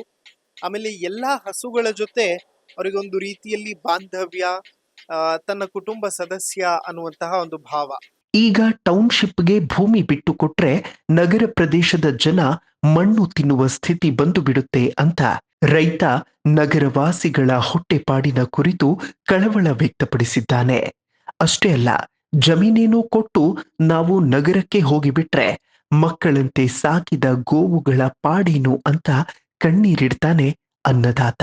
ಸರ್, ರೈತ ಎಲ್ಲಾರು ನಮ್ಗೆ ಸಿಟಿಲಿ ಇರ್ಬೇಕು, ನಮ್ಗೆ ಮಾಡಿ ಮನೆ ಕಟ್ಬೇಕು ಅಂತ ರೈತ ಯೋಚನೆ ಮಾಡ್ಬಿಟ್ರೆ ಜನತೆಗೆ ಅನ್ನನೇ ಸಿಗಲ್ಲ ಸರ್. ನಾವ್ ಹಾಲು ಹೇಳ್ತಾ ಇದೀವಿ, ಹಾಲು ಒಂದೇ ಅಲ್ಲ, ತರಕಾರಿ ರೇಷನ್ ಇರ್ಬೋದು, ಪ್ರತಿಯೊಂದು ಇರ್ಬೋದು. ಅವನ್ ಮನೆಗ್ ಮಾತ್ರ ಅವ್ನ್ ಬೆಳ್ಕೊಬಿಟ್ರೆ ಲಕ್ಷಾಂತರ ಜನ ಮಣ್ಣು ತಿನ್ಬೇಕಾಗುತ್ತೆ ಸರ್. ರೈತನಿಗೆ ಬೆಲೆ ಕೊಡ್ಬೇಕು ಅಷ್ಟು. ನಾವು ದುಡ್ಡು ಕೊಡ್ತೀವಿ. ನನ್ನ ಒಬ್ಬ ಫ್ರೆಂಡು ಕೇಳ್ದ, ಏನು ರೈತರು ನೀವು, ಏನು ನಾನು ರೈತ ನಾನ್ ಬೆಳಿತೀನಿ ಅಂತ, ಏನು ನಾವು ಕಾಸು ಕೊಡ್ತೀವಿ ನೀನ್ ಕೊಡ್ತೀಯಪ್ಪ ಅಂದ. ನನ್ನ ಸ್ನೇಹಿತರಿಗೆ ಯಾವ್ದೋ ಒಂದು ವಿಡಿಯೋ ಬಂದು ಕಳಿಸ್ತೆ, ನೋಡಪ್ಪ ನಾವು ಬೆಳಿಲ್ಲ ಅಂದ್ರೆ ನೀವೇನಾಗ್ಬೋದು ಅಂತ. ಯಾವ ಒಲಿ ಬಿಡಪ್ಪ, ಹೌದು ಕರೆಕ್ಟು, ನಾನು ಸುಮ್ನಂಗ್ ಅನ್ಬಿಟ್ಟೆ ಅಂದ. ದುಡ್ಡು ಕೊಡ್ಬೋದು, ನಾವು ರೈತ ನಮ್ಮ ಮನೆಗೋಸ್ಕರ ನಾವು ಬೆಳ್ಕೊಂಡು ಮಡಿಕೊಬಿಟ್ರೆ ಬೀದಿ ಸಿಟಿಲಿರೋರು ಮಣ್ಣು ತಿನ್ಬೇಕಾಗುತ್ತೆ. ನಾವು ಸ್ವಂತಕ್ಕೆ ಬೆಳ್ಕೊಂಡು ನಮ್ಗೆ ಎಷ್ಟು ಬೇಕೋ ಅಷ್ಟು ಮಾತ್ರ ಬೆಳ್ಕೊಬಿಟ್ಟು ಅವ್ನ ಮನೇಲಿ ಮಡಿಕೊಬಿಟ್ಟ ಅಂದ್ರೆ ಸಿಟಿ ಅವ್ರಿಗೆ ಎಲ್ಲಿ ಸಿಗುತ್ತೆ ಸರ್ ಅನ್ನ? ದುಡ್ಡು ಸಂಪಾದನೆ ಮಾಡ್ಬೋದು ಅವರು, ರೈತನೇ ಬೆಳಿಬೇಕು ಅನ್ನನ. ಕಂಪ್ಯೂಟರ್ ಬೆಳೆಯಕ್ಕಾಗಲ್ಲ ಅಲ್ವಾ ಸರ್? ಮೊದ್ಲು ರೈತನಿಗೆ ಬೆಲೆ ಕೊಡ್ಬೇಕು ಸರ್ ಜನತೆ. ಮೊದ್ಲು ರೈತನಿಗೆ ಅಧಿಕಾರಿಗಳು ಬೆಲೆ ಕೊಡ್ಬೇಕು ಸರ್. ಅಧಿಕಾರಿ ಹತ್ರ ಬೆಲೆ ಇಲ್ಲ ಸರ್. ಹೋದ್ರೆ ಒಬ್ಬ ರೈತ ಅನ್ನೋ ರೆಸ್ಪಾನ್ಸ್ ಇಲ್ಲ ಸರ್ ನಮ್ಗೆ. ಫಸ್ಟ್ ಅಧಿಕಾರಿಗಳು ಯಾವುದೇ ಜಿಲ್ಲೆ ಯಾವುದೇ ಇದ್ರಲ್ಲಿ ರೈತ ಅಂತ ಬಂದ್ರೆ ಫಸ್ಟ್ ಅವ್ರಿಗೆ ಕೈ ಮುಗಿರಿ, ನಿಮ್ಗೂ ಒಳ್ಳೇದಾಗುತ್ತೆ. ಬೆಂಗಳೂರಲ್ಲಿ ಈಗ ಒಂದು ಹತ್ರ ಇರೋದು, ಬೆಂಗಳೂರಿಗೆ ತುಂಬಾ ಸಮೃದ್ಧವಾಗಿ ಕೃಷಿನ ಒಗ್ಗಿಕೊಂಡಿರೋದು ಅಂತಂದ್ರೆ ಬಿಡದಿ ಒಂದೇ. ಇಲ್ಲ, ತುಂಬಾ ಜನ ಇದ್ದಾರೆ ರೈತರು, ಒಂದು ಎಲ್ಲಾ ಕಡೆನೂ ಇದ್ದಾರೆ. ಆದ್ರೆ ಬೆಂಗಳೂರಿಗೆ ಹತ್ರ. ಇಲ್ಲಿಂದ ಸರ್ ಒಂದು ತಿಂಗಳಿಗೆ 6 ಲಕ್ಷ ಲೀಟರ್ ಹಾಲು ಕೊಡ್ತಾ ಇದ್ದೇವೆ ನಾವು. ಇವಾಗ ಭೂ ಸ್ವಾಧೀನ ಮಾಡಕ್ ನಿಂತಿದೆ ಸರ್ಕಾರ. 2 ಪಂಚಾಯತಿ 2 ಪಂಚಾಯತಿ 9,640 ಎಕರೆ ಭೂಸ್ವಾಧೀನ ಮಾಡಕ್ ನಿಂತಿದೆ. ಅಷ್ಟು ಜಾಗದಲ್ಲಿ ತಿಂಗಳಿಗೆ 6 ಲಕ್ಷ ಲೀಟರ್ ಹಾಲು ಕಳಿಸ್ತಾ ಇದೀವಿ ನಾವು. 6 ಲಕ್ಷ ಲೀಟರ್ ಹಾಲು. ಮತ್ತೆ ತೆಂಗಿನಕಾಯಿ, ಲಕ್ಷಾಂತರ ತೆಂಗಿನಕಾಯಿ ತಿಂಗಳಿಗೊಂದ್ಸತಿ 3 ತಿಂಗಳಿಗೊಂದ್ಸತಿ ಕಟಾವ್ ಮಾಡ್ತೀವಿ. ಲಕ್ಷಾಂತರ ತೆಂಗಿನಕಾಯಿ ಹೋಗುತ್ತೆ, ತರಕಾರಿ ಹೋಗುತ್ತೆ. ಎನಿ ಒನ್ ಬೆಂಗಳೂರಿಗೆ ಈ ಭಾಗದಿಂದ ಹೋಗ್ತಿದೆ. ಒಂದ್ ವೇಳೆ ಸರ್ ಇಲ್ಲಿಂದ 6 ಲಕ್ಷ ಲೀಟರ್ ಹಾಲು ಸ್ಟಾಪ್ ಆದ್ರೆ ಮತ್ತೆ ಇಲ್ಲಿಂದನೋ ಬೇರೆ ಬೇರೆ ಡಿಸ್ಟಿಕ್ ಗಳ ಮೇಲೆ ಅವಲಂಬನೆ ಆಗ್ಬೇಕಾಗತ್ತೆ, ರೇಟು ಜಾಸ್ತಿ ಆಗ್ಬಿಡ್ಬೋದು ಅಂತ. ಹೌದು ಸರ್, ಖಂಡಿತ ರೇಟು ಜಾಸ್ತಿ ಆಗುತ್ತೆ. ಯಾಕೆ ಬೆಂಗಳೂರು ಹತ್ರದಿಂದ ಹೋಗ್ತಾ ಇದೆ. 6 ಲಕ್ಷ ಲೀಟರ್ ಇದೆ. ಇವಾಗ ನಾವು ಭೂಸ್ವಾಧೀನ ಮಾಡಿದ್ರೆ ಇಲ್ಲಿ ಯಾರು ನಾವೇನು ಬೆಳೆಯಕ್ಕಾಗಲ್ಲ, ಹಾಲು ಕರಿಯಕ್ಕಾಗಲ್ಲ. ಯಾಕೆ ಇಲ್ಲಿ ನಾವು ಇದಕ್ಕೆಲ್ಲ ಫುಡ್ ಎಲ್ಲ ಅನ್ಸೋದು, ಹುಲ್ಲೆಲ್ಲ ಕುಯ್ಯೋ ತರೋದು, ಯಾರು 6 ಲಕ್ಷ ಲೀಟರ್ ಹಾಲು ಸ್ಟಾಪ್ ಆಗ್ಬಿಡುತ್ತೆ. ಅದನ್ನ ನೀವು ಈ ಎಲ್ಲ ಹೊರಗಡೆಯಿಂದ ತರಿಸ್ಕೋಬೇಕಾಗುತ್ತೆ, ರೇಟು ಜಾಸ್ತಿ ಆಗುತ್ತೆ ಸರ್. ಅದಿರ್ಲಿ, ಈ ಗೋಮಾತೆಗಳನ್ನೆಲ್ಲ ನಾವ್ ಎಲ್ಲಿ ಕಳ್ಸೋಣ ಸರ್? ಇವಾಗ ಅಕ್ವೈರೇಷನ್ ಮಾಡ್ತೀವಿ ಅಂತ ನಿಂತವ್ರಲ್ಲ, ಇವರೆಲ್ಲ ಏನು ಅಂದ್ರೆ ಯಾಕೆ ಲಾಭ ಇಲ್ವಾ, ಸಿಟಿ ಮಾಡ್ತಾವ್ರೆ, ನಿಮ್ಗೆ ದುಡ್ಡು ಬರುತ್ತೆ ಅನ್ಬೋದು. ಸರಿ, ಇವೆಲ್ಲ ಎಲ್ಲಿ ತಗೋ ಹೋಗ್ತಾರೆ ಸರ್? ಕಸಾಯಖಾನೆ ಕಳ್ಸ್ಬೇಕಾಗುತ್ತೆ ಸರ್. ಒಂದಲ್ಲ, ಲಕ್ಷಾಂತರ ಹಸು ಇದೆ ನಮ್ಮ 2 ಭಾಗದಲ್ಲಿ. 6 ಲಕ್ಷ ಲೀಟರ್ ಹಾಲು ಬರುತ್ತೆ ಅಂದ್ರೆ ನೀವೇ ಲೆಕ್ಕ ಮಾಡ್ಕೊಳ್ಳಿ ಎಷ್ಟು ಹಸು ಇರ್ಬೋದು. ಹಸು, ಕರು, ಆಡು, ಕುರಿ ಎಲ್ಲ ಇದೆ. ಇವನ್ನೆಲ್ಲ ಎಲ್ಲಿ ಸರ್ ಕಳಿಸ್ತಾರೆ? ಒಟ್ಟರಿಲ್ಲ ಸರ್ ಅವ್ರಿಗೆ.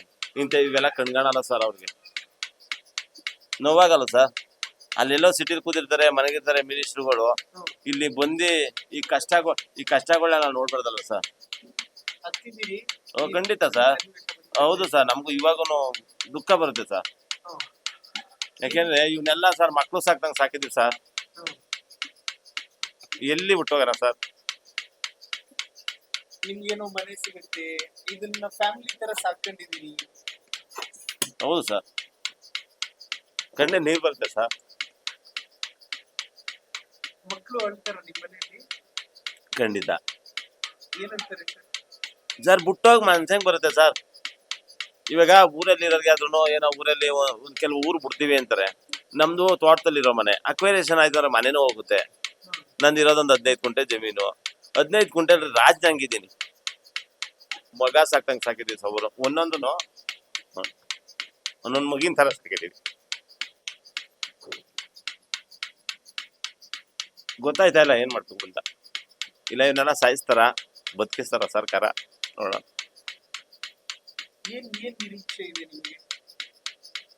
ಇಲ್ಲ ಸರ್, ನಮ್ ಭೂಮಿ ಉಳಿತದೆ, ನಂಬಿಕೆ ಅದೇ ನಮ್ಗೆ. ಅಷ್ಟು ಪ್ರೀತಿ ಸರ್ ನಮ್ಗೆ. ಇಲ್ಲಿ ಹುಟ್ಟಿ ಬೆಳೆದಿದೀವಿ ಈ ಜಾಗದಲ್ಲಿ. ನಮ್ ತಂದೆ ತರಡಿದ್ದಾರೆ, ನಮ್ ತಾತ ತರಡಿದ್ದಾರೆ, ನಮ್ ಮುತ್ತಾತ ತರಡಿದ್ದಾರೆ. ಅದೊಂದು ಋಣನ ಮೇಲಿದೆ, ಅದೊಂದು ಬಾಂಧವ್ಯ ಇದೆ. ಇಲ್ಲಿ ನಮ್ ತಾತ ತರಡಿರೋ ಜಾಗ, ಇಲ್ಲಿ ಗೋರಿಗಳಿದೆ, ನಮ್ ತಂದೆ ತಾಯಿ ಗೋರಿ. ಅದೊಂದು ಪ್ರೀತಿ ಇದೆ. ಯಾಕೆಂದ್ರೆ ಬೆಳಗ್ಗೆ ಇದ್ರೆ ನಿಮ್ಗೆ ತೋರಿಸ್ತೀನಿ, ಬೆಳಗ್ಗೆ ಇದ್ರೆ ಅಲ್ಲಿ ನಮ್ ತಂದೆ ತಾಯಿ ಚಿಕ್ಕ ವಯಸ್ಸಲ್ಲಿ ತಿರ್ಕೊಬಿಟ್ರು. ಅನಾಥ ನಾನು. ಒಂದ್ 18 ವರ್ಷ ಆದಾಗೆ ತಿರ್ಕೊಬಿಟ್ರು. ನನ್ಗೆ ಜವಾಬ್ದಾರಿ ಏನೋದೇ ಗೊತ್ತಿರಲಿಲ್ಲ. ಅಂತೇಳಿ ಒಂದ್ ಹಳೆ ಮನೇಲಿದ್ದೆ. ಆ ಹಳೆ ಮನೆಯಿಂದ ಒಂದ್ ಸಂಪಾದನೆ ಮಾಡಿ ಒಂದ್ ಮನೆ ಕಟ್ಕೊಂಡು ಒಂದ್ ಜೀವನ ಕಟ್ಕೊಳಕ್ಕೆ 20 ವರ್ಷ ಆಗಿದೆ ನನಗೆ. ಅವಾಗ ಏನು ಇರಲಿಲ್ಲ ನನ್ಗೆ. ಒಂದ್ ಹಳೆ ಮನೆ ಇತ್ತಲ್ಲಿ, ನಮ್ಮ ಮಕ್ಳಿಗೆ ಮದ್ವೆ ಆಗೊಂತ ಇದ್ರು. ಹಳೆ ಮನೇಲಿ ಜೀವನ ಮಾಡಿ ಒಬ್ಬನೇ ಊಟ ಇಲ್ದಿರ ಅಳ್ದಿದ್ದೀನಿ, ಒಬ್ಬೊಬ್ನೇ ಮನೆಗಿದ್ದೀನಿ. ಅದೆಲ್ಲ ಆಗಿ ಇವಾಗ ಒಂದು ಸಂಸಾರ ಅಂತ ಮಾಡ್ಕೊಂಡು ಹಸು ಕರೆ ಕಟ್ಕೊಂಡು ಒಂದು ಒಳ್ಳೆ ಏಜ್ 20 ವರ್ಷ ಆಗಿದೆ. ನಾನು ಒಂದು ರಾಜ್ಯ ಕಟ್ಕೊಂಡಿದ್ದೀನಿ. ನಂದೊಂದು ಸಣ್ಣ ಪುಟ್ಟ ಒಂದು ಸಂಸಾರ ಕಟ್ಕೊಂಡಿದ್ದೀನಿ, ಸಾಮ್ರಾಜ್ಯ ಕಟ್ಕೊಂಡಿದ್ದೀನಿ. ಅದನ್ನ 20 ವರ್ಷ ಆಗಿದೆ ಕಟ್ಕೊಳಕ್ಕೆ. ಇವಾಗ ಕಟ್ಕೊಂಡು ಒಂದು ನೆಮ್ಮದಿಯಾಗಿರೋ ಸ್ಟೇಜ್ ಅಲ್ಲಿ ಕಿತ್ಕೋತೀವಿ ಅಂತ ಬಂದಾಗ ಒಬ್ಬ ಮನುಷ್ಯನಿಗೆ ಹೆಂಗಾಗ್ಬೋದು ಯೋಚನೆ ಮಾಡಿ ನೀವೇ ಅಲ್ವಾ? ಇನ್ಫ್ಯಾಕ್ಟ್ ನೀವು ಅನಾಥ ಅಂತ ಹೇಳ್ತಾ ಇದ್ರಿ ಸರ್, ಬಟ್ ಇಷ್ಟೆಲ್ಲ ಮಕ್ಕಳನ್ನ, ನಿಮ್ದೇ ಮಕ್ಕಳಿದೆ ಎಲ್ಲವೂ ಕೂಡ, ಈ ಮಕ್ಕಳನ್ನ ಸಾಕುವಾಗ ಹೆಂಗ್ ಅನ್ಸುತ್ತೆ? ಅದೇ ಮಕ್ಳಾದ್ಮೇಲೆ ಖುಷಿ ಬರುತ್ತೆ. ಅನಾಥ ಅಂತ ಅನ್ನೋದು ನಾನು ಒಂಟಿ ಇದ್ದಾಗಿತ್ತು. ಮಕ್ಳಾದ್ಮೇಲೆ ಅದ್ ನನ್ಗೆ ಬರ್ಲಿಲ್ಲ. ಯಾಕಂದ್ರೆ ಮಕ್ಳು ಒಡನಾಟ ಸರ್. ಇದೆಲ್ಲ ನಾನು ಒಂದು 10 ವರ್ಷದಿಂದ ಮಾಡ್ಕೊಂಡಿದ್ದು. ಒಂದು 10 ವರ್ಷದಿಂದ ಈ ಮನೆ ಕಟ್ಟಿ, ಈ ಮನೇನು ಇಲ್ಲ, ಅಲ್ಲಿದೆ ನಮ್ದೊಂದು ಹಳೆ ಮನೆ ಇದೆ. ಹಳೆ ಮನೆ ಇದ್ದಾಗ ನಮ್ ತಾಯಿ ಕ್ಯಾನ್ಸರ್ ಆಗೋಯ್ತು, ನಮ್ ತಂದೆಗೆ ಹಾರ್ಟ್ ಅಟ್ಯಾಕ್ ಆಗೋಯ್ತು, ಹೀಗೆ ತೀರೋಗ್ಬಿಟ್ರು. ಆಮೇಲೆ ಒಂದ್ 4-5 ವರ್ಷ ಹಂಗೆ ಇದ್ದೆ. ಆಮೇಲೆ ನಮ್ ಚಿಕ್ಕಪ್ಪದಿರೋ ಸರಿ ಬೇಡ ಕಣ, ಊಟಕ್ಕಿಲ್ಲ ಕಣ, ಅಲ್ಲಿ ಕಣ, ಮದ್ವೆ ಮಾಡಿದ್ರು. ಮದ್ವೆ ಮಾಡಿದ್ಮೇಲೆ ಒಂದ್ ಲೈಫ್ ಕಟ್ಕೊಂಡೆ. ಆಮೇಲೆ ಒಂಚೂರು ದುಡ್ದು ಒಂದ್ ಮನೆ ಕಟ್ಸ್ತಾ ಇದ್ದೆ. ಮನೆ ಕಟ್ಕೊಂಡೆ. ಒಂದು 20 ವರ್ಷದ ಶ್ರಮ. ಇವತ್ತು ನಾನು ನೆಮ್ಮದಿಯಾಗಿದ್ದೀನಿ, ಹಸ್ಗಳು ಕಟ್ಕೊಂಡಿದ್ದೀನಿ, ತಿಂಗಳಿಗೊಂದು 45,000 ಸಂಪಾದನೆ ಮಾಡ್ತಾ ಇದ್ದೀನಿ, ಆರಾಮಾಗಿದ್ದೀವಿ. ಅಂತ ಟೈಮಲ್ಲಿ ಕಿತ್ಕೊಳಕ್ ಬಂದಾಗ ನಂದು ಕೊಟ್ಬಿಡು ಅಂತ ಬಂದಾಗ ಅವ್ನ ದುಡ್ಡು ಯಾವ ಲೆಕ್ಕ ಸರ್ ನಮ್ಗೆ? ಎಷ್ಟು ಖರ್ಚಾಗುತ್ತೆ ಸರ್ ಹಸುಗಳಿಗೆ, ಮೇವಿಗೆ, ಕಟಾವಿಗೆ ಎಲ್ಲವೂ? ಸರ್ ಕಟಾವಿಗೆ ನಾವೇ ಮಾಡ್ಕೋತೀವಿ, ಖರ್ಚಾಗಲ್ಲ. ತಿಂಡಿಗೆ ಮಾತ್ರ ಖರ್ಚಾಗುತ್ತೆ. ಸ್ವಂತವಾಗಿ ಮಾಡ್ಕೋಬೇಕು. ಎಷ್ಟು ಖರ್ಚಾಗುತ್ತೆ ತಿಂಗಳಿಗೆ? ಸರ್ ತಿಂಗಳಿಗೆ ನನಗೆ 40,000 ಪೇಮೆಂಟ್ ಬರುತ್ತೆ. 40,000ದಲ್ಲಿ ಒಂದು 15,000 ತಿಂಡಿಗೆ ಹೋಗುತ್ತೆ, ಒಂದು 25,000 ಉಳಿತೆ ಸರ್. ಇಲ್ಲಿ ಅವ್ರೇನೋ ಕೆಲ್ಸ ಕೊಡ್ತೀವಿ ಮತ್ತೊಂದ್ ಕೊಡ್ತೀವಿ ಅಂತಾರಲ್ಲ, ಆ ಕೆಲ್ಸ ಮಾಡಿದ್ರೆ ಒಂದ್ 10-15-12,000 ಸಿಗ್ಬೋದಾ ಅಂತ. ಎಲ್ಲಿ ಕೊಡ್ತಾರೆ ಸರ್? ಇವಾಗ ನಮ್ಮ ಒಂದು ಹೆಚ್ಚು ಕಮ್ಮಿ ನಮ್ಮ ಪಾಪುಲರ್ ಇದ್ರಲ್ಲಿ ಒಂದು 20,000 ಜನ ಇದ್ದೀವಿ ಈ ಅಕ್ವೇರಿಯೇಷನ್ ಇದೆ. 20,000 ಜನಕ್ಕೆ ಏನ್ ಕೆಲಸ ಕೊಡ್ತಾರೆ ಸರ್? ಅಲ್ವಾ? ಏನ್ ಕೆಲಸ ಕೊಡ್ತಾರೆ? ಇವಾಗ ಒಂದ್ ಕೆಲಸ ಮಾಡಿ, ನಮ್ ಏನ್ ಪಾಪುಲರ್ ಅದ ಅವ್ರಿಗೆಲ್ಲ ಒಂದು ಗೌರ್ಮೆಂಟ್ ಕೆಲಸ ಕೊಡ್ಸ್ಬಿಡ್ಲಿ, ನಾವು ಭೂಮಿ ಕೊಡ್ತೀವಿ ಸರ್. ಫಸ್ಟೇ ನಮ್ ಕೆಲಸ ಆಗ್ಬೇಕು. ಅಲ್ಲ, ನಿಮ್ಗೆ ಇದೆಲ್ಲ ಬಿಟ್ರೆ ಗೊತ್ತೇ ಇಲ್ಲಲ್ಲ ಪಾಪ. ಗೊತ್ತಿಲ್ಲ, ಅದಕ್ಕೆ ಇಲ್ಲ ಯಾವ್ದಾದ್ರು ಹೈನುಗಾರಿಕೆ ಒಂದು ಕೆಲಸ ಕೊಡ್ಸ್ಲಿ ಬಿಡಿ, ನಮ್ಗೆ ಗೊತ್ತಿರೋಂತ ಕೆಲಸ ಕೊಡ್ಸ್ಲಿ, ಅವಾಗ ನಾವ್ ಮಾಡೋಣ. ಎಲ್ಲಿ ಸಾರ್ ಕೊಡ್ತಾರೆ? ಯಾರು ಸರ್ ಇಂತ ಕೆಲಸ ಕೊಡ್ತೀವಿ ಅಂತ ಹೇಳಿರೋದು ಸರ್ ನಮ್ಗೆ? ಏನೋ ಮನೆಗೆ ಯಾರೋ ಓದಿರೋ ಅಂತ. ಇವಾಗ ನಮ್ಮೂರಲ್ಲಿ ಒಂದ್ ಸ್ವಲ್ಪ ಜನ ಯಾರೋ ಡಿಗ್ರಿನೋ ಇನ್ನೊಂದೋ ಮಾಡಿರೋ ಒಂದ್ 10 ಜನ ಕೆಲಸ ಕೊಡ್ಬೋದು. ಇನ್ ಸಾವಿರಾರು ಜನಕ್ಕೆ ಕೆಲಸ ಕೊಡ್ತಾರೆ. ಏನ್ ಕೊಡ್ತಾರ ಅವರು? ನಮ್ಗೆ ಏನ್ ಬರುತ್ತೆ ಕೊಡಕ್ಕೆ? ಹೇಳ್ತಾರ ಏನು ನಮ್ ಭೂಮಿ ಕಿತ್ಕೊಳಕ್ ಏನೇನ್ ಮಾಡ್ಬೇಕು ಆತರ ಹೇಳ್ತಾ ಇದಾರೆ ಅಷ್ಟೇ. ಈಗ ಹೌದು, ಏನ್ ಮಾಡಕ್ಕಾಗುತ್ತೆ? ಓದ್ಲಿಲ್ಲ ಬರಲಿಲ್ಲ ನಾವು, ನಮ್ಗೆ ಏನ್ ಕೆಲಸ ಕೊಡ್ತಾರ ಅವರು? ಆಮೇಲೆ ವಯಸ್ಸಾದವ್ರಿಗೆ ಏನ್ ಕೆಲಸ ಕೊಡ್ತಾರೆ? ಇವಾಗ ಆಲ್ರೆಡಿ ನನ್ಗೂ 44 ವರ್ಷ. ಈ 44 ವರ್ಷಕ್ಕೆ ಗೌರ್ಮೆಂಟ್ ಕೆಲಸ ಸಿಗುತ್ತಾ? ಏನಾದ್ರು ಮಾಡೇ ಮಾಡ್ತೀವಿ ಅಂತ ನಿಂತಾರೆ. ಇವ್ರು ಅಕ್ವಿರೇಷನ್ ಮಾಡಿದ್ರೆ ನಮ್ಮಂತವ್ರೆಲ್ಲ ವಾಚ್ಮ್ಯಾನ್ ಕೆಲಸ ಫಿಕ್ಸ್ ನಮ್ಗೆ. ಇನ್ಯಾವ ಕೆಲಸನೂ ಸಿಗಲ್ಲ. ಅವ್ರು ಕೊಡೋ ದುಡ್ಡು ನಾವೇನ್ ಜಮೀನ್ದಾರಲ್ಲ 10 ಗುಂಟೆ ಮಾಡಿಕೊಂಡು ಜೀವನ ಮಾಡೋದು. ನಾವು ಇನ್ನೇನ್ ಮಾಡೋದು? ಇದು ನನ್ನೊಬ್ಬನ ಪರಿಸ್ಥಿತಿ ಅಲ್ಲ, ನಮ್ ಭಾಗದಲ್ಲಿ ಸಾವಿರಾರು ಜನದ ಪರಿಸ್ಥಿತಿ. ನಂದಾರು 10 ಗುಂಟೆ ಇದೆ ಸರ್. ನಮ್ ಭಾಗದಲ್ಲಿ ಸಾವಿರಾರು ಕುಟುಂಬಕ್ಕೆ ಜಮೀನೇ ಇಲ್ಲ. ಅವರು ನನಗಿನ್ನ ಹೆಚ್ಚಾಗಿ ಹೈನುಗಾರಿಕೆ ಮಾಡ್ತಿದ್ದಾರೆ. ಬೇರೆಯವ್ರ ಹತ್ರ ಜಮೀನು ಗುತ್ತಿಗೆ ತಗೊಂಡು ತಿಂಡಿ ತಗೊಂಡು ನಿಮ್ಗೆ ತೋರಿಸ್ತೀನಿ ಬೇಕಾದ್ರೆ ಸಾವಿರಾರು ಕುಟುಂಬ ಇದೆ ನಮ್ ಭಾಗದಲ್ಲಿ. ಏನು ಹೈನುಗಾರಿಕೆ ಮಾಡ್ಕೊಂಡು ಅವ್ರ ಜಮೀನೇ ಇಲ್ಲ, 1 ಗುಂಟೆ ಜಮೀನ್ ಇಲ್ಲ. ಅವರು ಬೇರೆಯವರು ಯಾರೋ 10 ಎಕರೆ ಮಾಡಿರೋದ್ರ ಗುತ್ತಿಗೆ ತಗೊಂಡು ಸಾಕುವಂತವ್ರು ಸಾವಿರಾರು ಜನ ಇದ್ದಾರೆ. ಅವ್ರಿಗೆಲ್ಲ ಎಲ್ಲಿ ಕಳಿಸ್ತೀರಾ? ಅವ್ರಿಗೆ ಏನ್ ಮಾಡ್ಕೊಡ್ತೀರಾ? ಒಂದು ಎರಡಲ್ಲ, ಸಾವಿರಾರು ಕುಟುಂಬ ನಮ್ಮೂರಲ್ಲಿ ಇದೆ, ಅಕ್ಕಪಕ್ಕದಲ್ಲಿ ಊರಿದೆ, ಎಲ್ಲಾರು ಇದೆ. ಪಾಪ ಅವರೆಲ್ಲ ಹೈನುಗಾರಿಕೆ ಆಡು ಕುರಿ ಮಾಡ್ಕೊಡ್ತೀವಿ. ನಮ್ದು ಅವ್ರ ಪರಿಸ್ಥಿತಿಯಲ್ಲಿ ಏನ್ ಮಾಡ್ತೀರಾ? ಈ ಸರ್ಕಾರ ಸಾವಿರಾರು ಜನನ ಬೀದಿಗೆ ಹಾಕೋದಂತೂ ಖಂಡಿತ. ಇದು ಅವ್ರೊಬ್ರಿಗೆ ಹೆಲ್ಪ್ ಆಗ್ಬೋದೇನೋ ಗೊತ್ತಿಲ್ಲ. ಇಲ್ಲಿ ಇದು ಯಾರಿಗೆ ಹೆಲ್ಪ್ ಹೋದ್ರೆ ಒಂದು 20 ಎಕರೆ 10 ಎಕರೆ ಮಾಡಿರೋರು 20 ಕೋಟಿ 30 ಕೋಟಿ ಬರ್ತದೆ. ಇಲ್ಲ ಶೇರ್ ತಗೊಳ್ಳಿ ಅಂತಾರೆ, ಏನೋ ಸೈಟ್ ತಗೋದ್ರೆ ಏನೋ ಮಾಡ್ತಾರೆ. ನಮ್ಮಂತವ್ರು ಜಮೀನ್ ಇಲ್ದೆ ಅಂತ ಸಾವಿರಾರು ಕುಟುಂಬ ಅವ್ರು ಎಲ್ಲಿ ಹೋಗ್ಬೇಕು ಸರ್? ಅಲ್ವಾ? ಯೋಚನೆ ಮಾಡಿ ನೋಡಿ. ಇವಾಗ ಜಮೀನ್ ಇರೋರ್ಗ್ ಲಾಭ ತಗೊಳ್ಳಿ, 50-50 ತಗೊಳ್ಳಿ, ಇಲ್ಲ ದುಡ್ಡು ತಗೊಳ್ಳಿ ಅಂತ ಅವ್ರು ಅನ್ಬೋದು. ಇಲ್ದೇ ಇರೋರು ಏನ್ ಮಾಡ್ತಾರೆ ಸರ್? ಅವ್ರು ಯಾವ 50 ತಗೋತಾರ ಪಾಪ, ಒಟ್ಟೂರಿ ಅಲ್ವಾ? ಮತ್ತೆ ಅವ್ರನ್ನೆಲ್ಲ ಕಳ್ಸಾಕ್ ನಿಂತಿದ್ದಲ್ಲ. ಏನ್ ಸರ್ಕಾರಕ್ಕೆ ನ್ಯಾಯ ಇನ್ನ ಬದುಕಾದ ದೇಶದ ಮೇಲೆ? ರೈತರುಗಳಿಗೆ ಇನ್ನಿವರೆಗೂ ಸ್ವತಂತ್ರ ಬಂದಿಲ್ಲ ಸರ್. ಸ್ವತಂತ್ರ ಬಂದಿರೋದು ನನ್ನ ಪ್ರಕಾರ ಇಬ್ರಿಗೆ, ಅಧಿಕಾರಿಗಳಿಗೆ, ರಾಜಕಾರಣಿಗಳಿಗೆ ಬಿಟ್ರೆ ಸಾಮಾನ್ಯ ಪ್ರಜೆಗಳಿಗೆ ಸ್ವತಂತ್ರ ಇನ್ನ ಬಂದಿಲ್ಲ ಸರ್.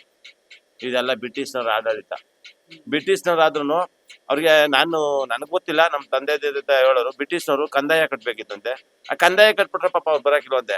ಇವ್ರು ಹಂಗಲ್ಲ, ಇವಾಗಿರೋ ನಮ್ಮ ಸರ್ಕಾರ ಅವ್ರಿಗಿನ್ನ ಬ್ರಿಟಿಷ್ನವ್ರಿಗಿನ್ನ ಅವರಷ್ಟು ಕಿತ್ಕೊಳಕ್ ನಿಂತಿದೆ. ಎಲ್ಲಿ ನ್ಯಾಯ ಎಲ್ಲಿದೆ ಸರ್? ಈ ಮಿಷಿನ್ ಅಲ್ಲಿ ಏನಾಗುತ್ತೆ ಅಂದ್ರೆ ನಿಧಾನ, ನಾವು ಕೈಲಾದ್ರೆ ಫಾಸ್ಟ್ ಕರಿಬಹುದು. ಅದೆಲ್ಲ ನಾವು ಕೈಲೇ ಕರಿಯಕ್ಕಾಗಲ್ಲ ಅಂದ್ರೆ ಮಿಷಿನ್ ಹಾಕೋತೀವಿ. ಒಂದು 1/2 hour ಬೇಕು ಸರ್. ಒಂದು ಹಸಿಗೆ ಮಿನಿಮಮ್ ಒಂದು 10 ನಿಮಿಷ ಬೇಕು ಸರ್. ಅದು ಹೆಚ್ಚಾಗಿ ಹಾಲು ಕೊಡೋವಾದ್ರೆ ಒಂದು 10 ನಿಮಿಷ ಬೇಕು. ಕ್ಲೀನಿಂಗ್ ಮಾಡಿ ಹಾಲು ಕರ್ದಿ ಎಲ್ಲ ಕ್ಲೀನ್ ಮಾಡೋದು ಕೊಟ್ಟಿಗೆ ಎಲ್ಲ ಮಾಡ್ಕೊಂಡು 1 hour ಬೇಕೇ ಬೇಕು. ಡೈರಿ ತಗೋತೀವಿ. ಡೈರಿಗೆ ಬರ್ತೀರಾ? ತೋರಿಸ್ತೀನಿ. ತೋರಿಸ್ತೀನಿ ನಿಮ್ಗೆ. ನಮ್ಗೆ ಇದು ಫಸ್ಟ್ ಪ್ರಕ್ರಿಯೆ ತೊಳೆದು ಇದ್ ಮಾಡಿ ಇನ್ಮೇಲೆ ಕೆಲಸ ಸ್ಟಾರ್ಟ್. ಈಗೆಲ್ಲ ತಿಂಡಿ ಮಾಡಕ್ತೀವಿ. ತಿಂಡಿ ಮಾಡ್ಬಿಟ್ಟು ಹಾಲು ಹಾಕ್ಬಿಟ್ಟು ಬಂದು ನಾವು ಒಂದ್ ಸ್ವಲ್ಪ ಟೀಗಿ ಕುಡ್ಕೊಂಡು ಆಮೇಲೆ ಹುಲ್ ಕಟ್ ಮಾಡಕ್ ಹೋಗ್ತೀವಿ. ಆ ಹುಲ್ಲೆಲ್ಲ ಎತ್ಕೊಂಡ್ ಹಾಕ್ಬಿಟ್ಟು ಹುಲ್ಲು ಹೊಡೆದಿ ಹುಲ್ಲೆಲ್ಲ ಹಾಕ್ಬಿಟ್ಟು ಎಷ್ಟೆಷ್ಟು ಹಾಕ್ಬಿಟ್ಟು 10-11 ಗಂಟೆ ಮೇಲೆ ಫ್ರೀ ಸರ್. ನಮ್ಗೆ ರೈತರುಗಳಿಗೆ ಬೆಳಗ್ಗೆ ಇದ್ರೆ ಒಂದು 11 ಗಂಟೆ ಗಂಟೆ ಕೆಲಸ ಇರುತ್ತೆ. ಆಮೇಲೆ 3 ಗಂಟೆ ಗಂಟೆ ಫ್ರೀ. ರೈತರುಗಳು ಆರಾಮ ಮನೇಲಿ ಇರ್ಬೋದು, ಇಲ್ಲ ಬೇರೆ ಕೆಲಸ ಮಾಡ್ಬೋದು. ಹೈನುಗಾರಿಕೆ ಮಾಡೋರು ಮಾತ್ರ ಹೊಲದಲ್ಲಿ ಕೆಲಸ ಮಾಡೋದಕ್ಕೆ ಆಗ ಶುರುವಾಗುತ್ತೆ. ಹೌದು. ಅವ್ರಿಗೆ ಇಲ್ಲ ಸರ್, 15 ಗುಂಟೆ ಸರ್. ಇಲ್ಲ ತೋರ್ಸ್ತೀನಿ ನಿಮ್ಗೆ ಜಾಗ ಎಲ್ಲ. ಏನು ಹಾಕಿಲ್ಲ, ತೋರಿಸ್ತೀನಿ ನಿಮ್ಗೆ ಏನೇನವೆ ಅಂತ.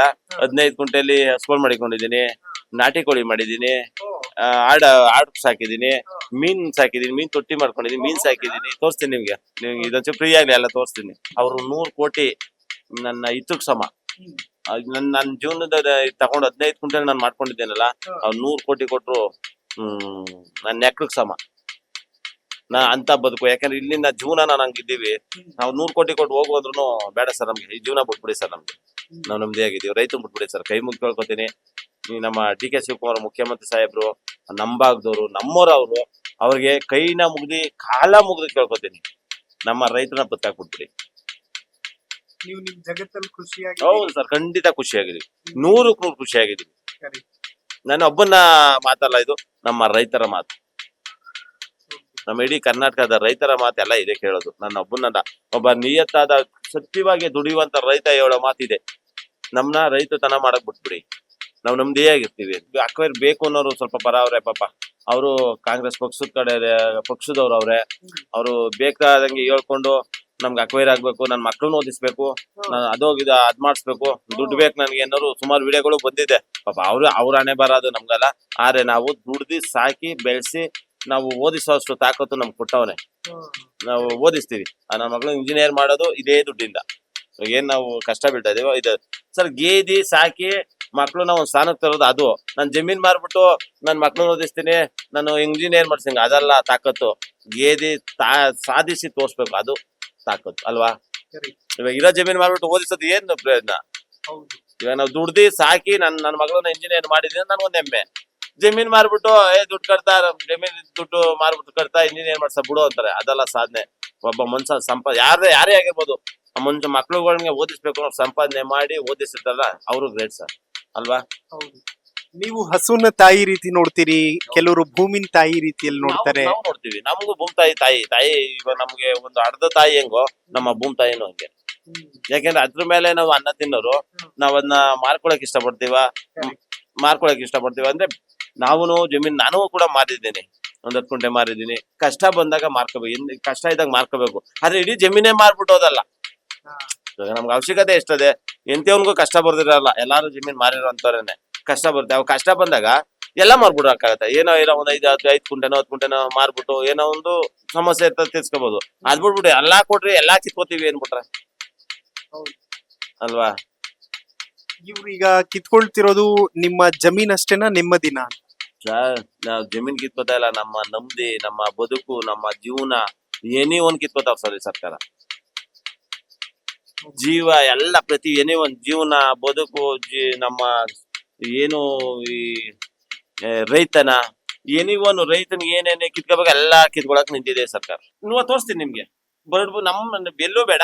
ನಾನು 15 ಗುಂಟೆಲಿ ಏನೇನ್ ಮಾಡಿದೀನಿ, 15 ಗುಂಟೆಲಿ ಅದ್ ಬರಲು ಭೂಮಿನ ಯಾರ ಬಂದ್ ತನಿಖೆ ಮಾಡ್ಬಿಟ್ರೆ ನಾವು ಫ್ರೀ ಬಿಟ್ಬಿಟ್ಟು ಮಾಡಿದೀವಿ. ಅವ್ರ ಕಾಸೆ ಕೊಡೋದ್ ಬೇಡ, ಮನೇನು ಸೇರಿ ಫ್ರೀ ಬಿಟ್ಬಿಟ್ಟು ಹೊಂಟಿದ್ದೀನಿ. ಯಾರ ಒಂದು ಪರೀಕ್ಷೆ ಮಾಡ್ಬಿಟ್ಟು ಮಣ್ಣು ಪರೀಕ್ಷೆ ಇರುತ್ತೆ ಅಲ್ವ ಸರ್, ಈ ಭೂಮಿಲಿ ಏನು ಬೆಳೆಯಕ್ಕಾಗಲ್ಲ ಅಂತ ಇರುತ್ತೆ, ಅವ್ರೊಂದು ಕರ್ಕೊಂಬಂದ್ಬಿಡ್ಲಿ, ಅದ್ ಚೆಕ್ ಮಾಡ್ಬಿಡ್ಲಿ, ಅವ್ರಿಗೆ ಬರಡು ಭೂಮಿ ಏನು ಬೆಳೆಯಕ್ಕಾಗಲ್ಲ ಅಂದ್ರೆ ಮನೆ ಜಮೀನು ಫ್ರೀ ಬಿಟ್ಬಿಟ್ಟು ಹೊಂಟೋಗ್ಬಿಡ್ತೀನಿ ನಾನು. ಬೆಳಗಾಗುವ ಮುನ್ನ ಅಂದ್ರೆ 4:30 ಸುಮಾರಿಗೆ ಆರಂಭವಾದ ಈ ಹೈನುಗಾರಿಕೆ ಪ್ರಕ್ರಿಯೆ 6:30 ಸುಮಾರಿಗೆ ಮುಗಿತು. 2 ತಾಸು ರೈತ ಕೊಟ್ಟಿಗೆಯಲ್ಲಿ ಕುಳಿತು ತನ್ನ ಮುದ್ದಾದ ಹಸುಗಳಿಂದ ಹಾಲು ಕರೆದು ಶೇಖರಣೆ ಮಾಡಿಕೊಂಡು ಡೈರಿ ಕಡೆಗೆ ಪಯಣ ಬೆಳೆಸುತ್ತಾನೆ. ಇವಾಗ ಹಾಲ್ ತಗೊಂಡು ಡೈರಿಗೆ ಹಾಕೋ ಪ್ರಕ್ರಿಯೆ ನಮ್ದು.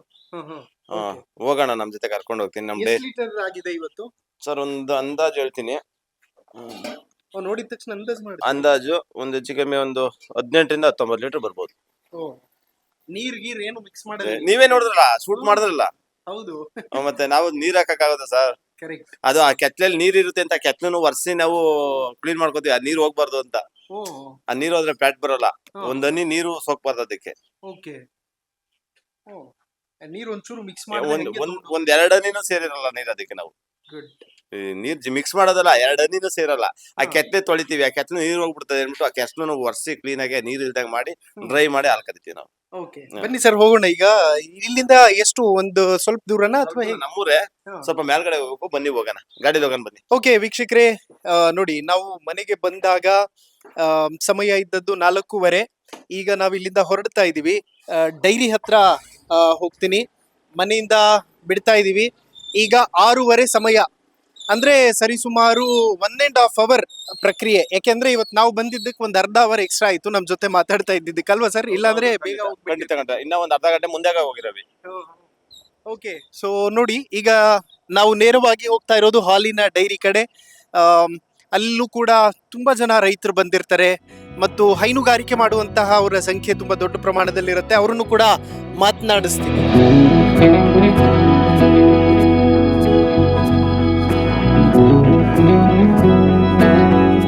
ಬಿಡದಿ ಎಂಬ ಆಪಾದಿತ ಈ ಬರಡು ಭೂಮಿಯಲ್ಲಿ ಹಾಲು ತೆಗೆದುಕೊಂಡು ಹೊರಟಾಗ ಸುತ್ತಲೂ ಹಸಿರ ವಾತಾವರಣ, ತಂಪು ಗಾಳಿ, ಸ್ವಚ್ಛಂದ ಪರಿಸರ. ಅಬ್ಬಾ, ಬೆಂಗಳೂರಿನ ಆ ಕಲ್ಮಶ ವಾತಾವರಣದ ಮಧ್ಯೆ ನೆಮ್ಮದಿಯಾಗಿ ಉಸಿರಾಡ್ತಾ ಇದ್ದೀವಲ್ಲ ಅನ್ನೋ ಖುಷಿ. ಏನ್ ಸರ್ ಫುಲ್ ಹಚ್ಚ ಹಸಿರಿದೆ ನಿಮ್ ಊರಲ್ಲಿ? ಹೌದು ಸರ್, ಎಲ್ಲ ನೀವು ಎಲ್ಲಿ ಕಣ್ಣು ಬಿಟ್ಟು ನೋಡಿದ್ರು ಎಲ್ಲ ಹಸಿರೇ ಸರ್. ಇದು ಬಡ್ಭೂಮಿ ಸರ್, ಇದು ಅಲ್ವಾ? ಹೊರೆ ಬಂದಿರೋರು ಮಾತ್ರ ಹಂಗ ಹೇಳ್ಬಹುದು ಸರ್, ಬರಡು ಭೂಮಿ ಅಲ್ಲ ಸರ್, ನೀವು ಎಲ್ಲಿಂದ ಎಲ್ಲಿ ಗಂಟೆ 9,000 ಎಕರೆ ಎಲ್ಲಿಂದ ಎಲ್ಲಿ ಗಂಟೆ ದೂರ ಹೋಗಿ ಹಾ. ಅಲ್ಲೇ ಪ್ರತಿ ಒಂದು ನಮ್ದು ಹಸ್ರೆ ಸರ್. ಮಲೆನಾಡು ಅಂತಾರೆ. ಮಲೆನಾಡು ನಾನು ಹೋಗಿಲ್ಲ, ಹಾ. ನೋಡಿಲ್ಲ, ಹಾ. ಬಟ್ ನಮ್ಗೆ ಇದೇ ಮಲೆನಾಡು ಸರ್. ತುಂಬಾ ಚೆನ್ನಾಗಿದೆ ಸರ್. ಅಂದ್ರೆ ಇಡೀ ಬೆಂಗಳೂರು ಜನ ಹಾ, ವಿಡಿಯೋ ಮುಖಾಂತರ ನೋಡ್ತಾ ಇದಾರೆ. ಹಾ, ಅವರೆಲ್ಲ ನಮ್ಗೆ ಹೊಗಳ್ತಾ ಇದ್ದಾರೆ. ಹಾ. ಮಲೆನಾಡು ಅಂತ ಒಂದು ನಮ್ಗೆ ಇವಾಗ ಒಂದು ಸ್ಟಾರ್ ಕೊಟ್ಟಿದ್ದಾರೆ. ಹಾ, ಮಲೆನಾಡು ಇದು ಬೆಂಗಳೂರು ಪಕ್ಕ ಇರೋ ಮಲೆನಾಡು ಅಂತ ಹಾ. ಒಂದು ಸ್ಟಾರ್ ಕೊಟ್ಟಿದ್ದಾರೆ ನಮ್ಗೆ. ನೋಡಿ ಎಷ್ಟು ಹಸಿರು, ಆ ಮಣ್ಣಿನ ವಾಸನೆ ನೋಡಿ, ಆಹಾ ಎಷ್ಟು ಚಂದ ಬದುಕು ಸರ್. ಈ ತರದ್ ಲೈಫ್ ಸಿಗ್ಬೇಕಂದ್ರೆ ಅದೃಷ್ಟ ಮಾಡಿರ್ಬೇಕು ಜನ. ಹೌದು ಸರ್, ಖಂಡಿತ. ಯಾಕೆಂದ್ರೆ But ಈ ಅದೃಷ್ಟ ಕಿತ್ಕೊಳ್ಳೋ ಸಮಯ ಹೌದು, ಈಗ. ಈ ಗಾಳಿ, ಈ ಪ್ರಕೃತಿ ಹ್ಮ್. ಇದೆಲ್ಲ ಸಿಟಿಲಿ ಇರುತ್ತೆ ಸರ್. ಖಂಡಿತ ಚಾನ್ಸ್ ಇಲ್ಲ ಸರ್. ನೋಡಿ ಇದು ನಮ್ಗೆ ಹಾ. ಭೂಮಿ ತಾಯಿ ಕೊಟ್ಟಿರುವಂತ ಒಂದು ಪ್ರಕೃತಿ. ಹಾ. ಆ ಪ್ರಕೃತಿನ ಕಿತ್ಕೊಂಡು ಕಾಂಕ್ರೀಟ್ ಕಾಡ್ ಮಾಡಕ್ ಹೊರಟಿದೆ ಸರ್ಕಾರ. ಇಲ್ಲೆಲ್ಲವೂ ಕೂಡ ಮಾಡ್ತಾರಲ್ಲ ಎಲ್ಲ ಪ್ರತಿಯೊಬ್ರು ಹೈನುಗಾರಿಕೆ ಸರ್. ನಮ್ಮ ಊರಲ್ಲಿ ಪ್ರತಿಯೊಬ್ರು ಹೈನುಗಾರಿಕೆ ನೋಡಿ. ಎಲ್ಲಾರ ಮನೇಲೂ ಹಸ್ಗಳಿದೆ. ಪ್ರತಿಯೊಬ್ರು ಬನ್ನಿ ಡೈರಿ ತಗೋಗೋಣ, ಅಲ್ಲೇ ಗೊತ್ತಾಗುತ್ತೆ ನಿಮ್ಗೆ. ಓಕೆ ವೀಕ್ಷಕರೇ, ನಿಮ್ಗೊಂದ್ಸತಿ ಪ್ಯಾನ್ ಮಾಡಿ ತೋರಿಸ್ತೀವಿ ನೋಡಿ. ಅಲ್ಲೆಲ್ಲವೂ ಕೂಡ ಜನ ತಮ್ಮ ಮನೆಗಳ ಮುಂದೆ ಹಸುಗಳನ್ನು ಕಟ್ಕೊಂಡಿದ್ದಾರೆ. ನಾವೇನೋ ಮಾರ್ಕೊಂಡು ಒಂದ್ ಸ್ವಲ್ಪ ಹಣ ತಗೊಂಡು ಅಲ್ಲೆಲ್ಲೋ ಒಂದ್ ಯಾವ್ದೋ ಸಣ್ಣ ಪುಟ್ಟ ಸೈಟ್ ತಗೋತೀವಿ, ಆಯ್ತು. ನಾವು ಸಾಕಿರೋ ಈ ಮಕ್ಕಳ ಕಥೆ ಏನು ಅನ್ನೋದು ಅವರ ಕೂಗು. ಬಹುಶಃ ಈ ಕೂಗು ಮಾನವೀಯ ಮೌಲ್ಯಗಳಿರುವಂತವರಿಗೆ ಮತ್ತು ಭಾವನೆಗಳಿರೋರಿಗೆ ಮಾತ್ರ ಅರ್ಥ ಆಗುತ್ತೆ ಅಂತ ಅನಿಸ್ತದೆ. ಸೊ ಅದಕ್ಕೆ ದೊಡ್ಡ ಮಟ್ಟದಲ್ಲಿ ಹೋರಾಟಗಳು ನಡೀತಾ ಇದೆ. ಹೆಚ್ಚು ಸಮಯ ವೇಸ್ಟ್ ಮಾಡೋದು ಬೇಡ. ನೋಡಿ, ಈಗಾಗಲೇ 6:38 ಸಮಯ ಆಗಿದೆ. ಡೈರಿ ಹತ್ರ ಹೋಗ್ಬಿಡೋಣ. ಪಾಪ ಅಲ್ಲಿ ಹಾಲು ಹಾಕ್ಬೇಕು ಅವರು. ಅಲ್ಲೂ ಕೂಡ ರೈತರನ್ನ ಮಾತಾಡಿಸ್ತೀನಿ. ಸೊ ಬನ್ನಿ ಸರ್, ಹೋಗೋಣ, ಮೂವ್ ಆಗೋಣ.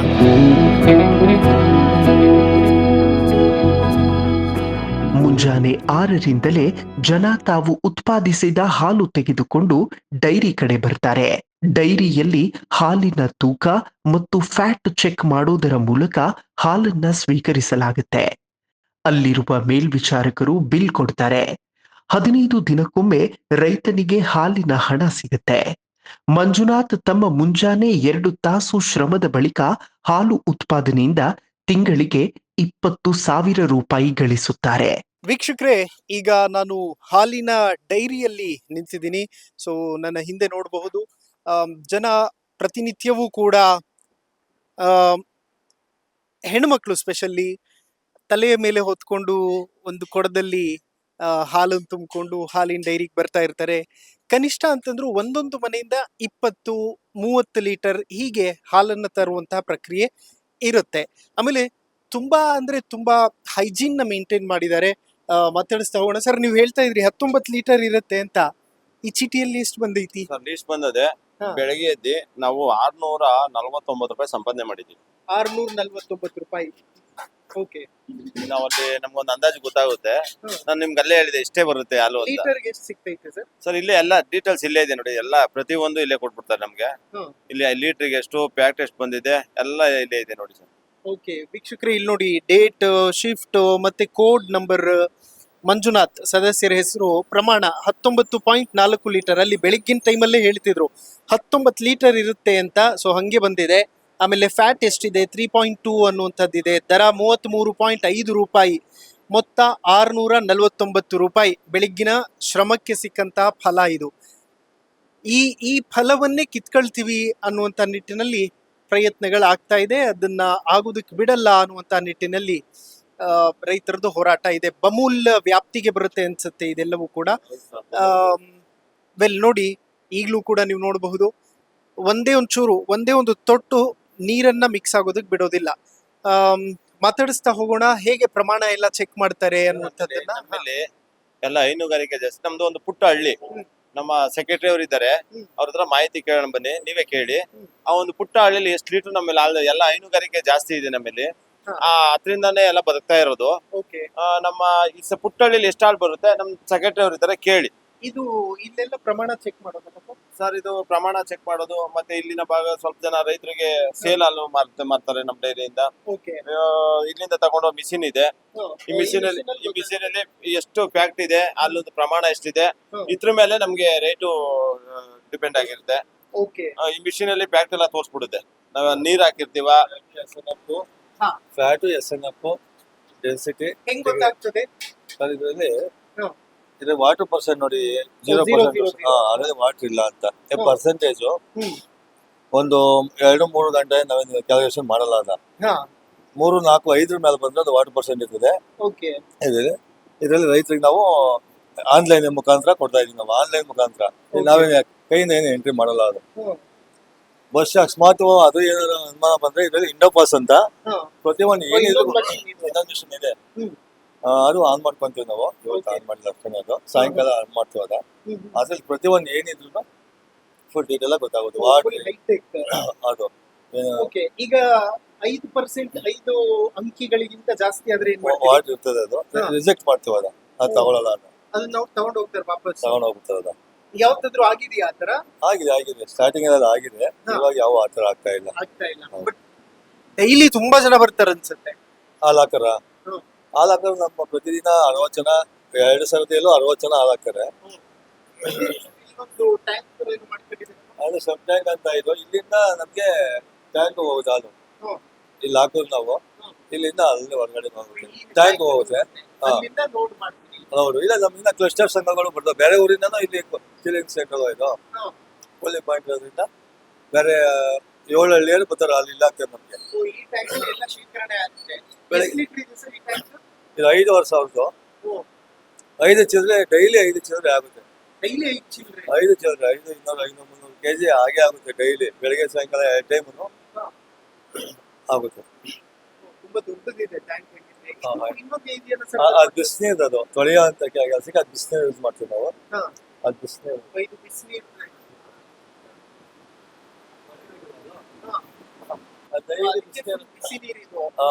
ಕಾಯ್ದಾಗ್ತದೆ. ಎಲ್ಲ ಹಾಲೆಲ್ಲ ಹೋದ್ಮೇಲೆ ನಾವು ಬಿಸಿನೀರು ಯೂಸ್ ಮಾಡಿ ತೊಳೆಯಬೇಕಾಗುತ್ತೆ. ಈ ಬಿಸಿನೀರಲ್ಲೇ ತೊಳೆಯೋದು ತೊಳೆಯೋದು ಮಾಡಿ ತೊಳೆದ ಆಟೋಮೆಟಿಕ್ ಅದೇ ಬಿಸಿ ಆಗ್ತಾ ಇರುತ್ತೆ. ಆ ಬಿಸಿ ನೋಡ್ತಾ ಇರ್ತದಲ್ಲ, ಆ ಬಿಸಿಗೆ ಬಿಸಿನೀರು 200 ಲೀಟರ್ ಕಾಯ್ತದೆ. ಮಷಿನ್ಗಳೆಲ್ಲ ಹಾಕಿದಿರಲ್ರಿ ಸರ್? ಹೌದು. ಅಲ್ಲಿಂದ ಟ್ಯಾಂಕ್ ಸಪ್ಲೈ.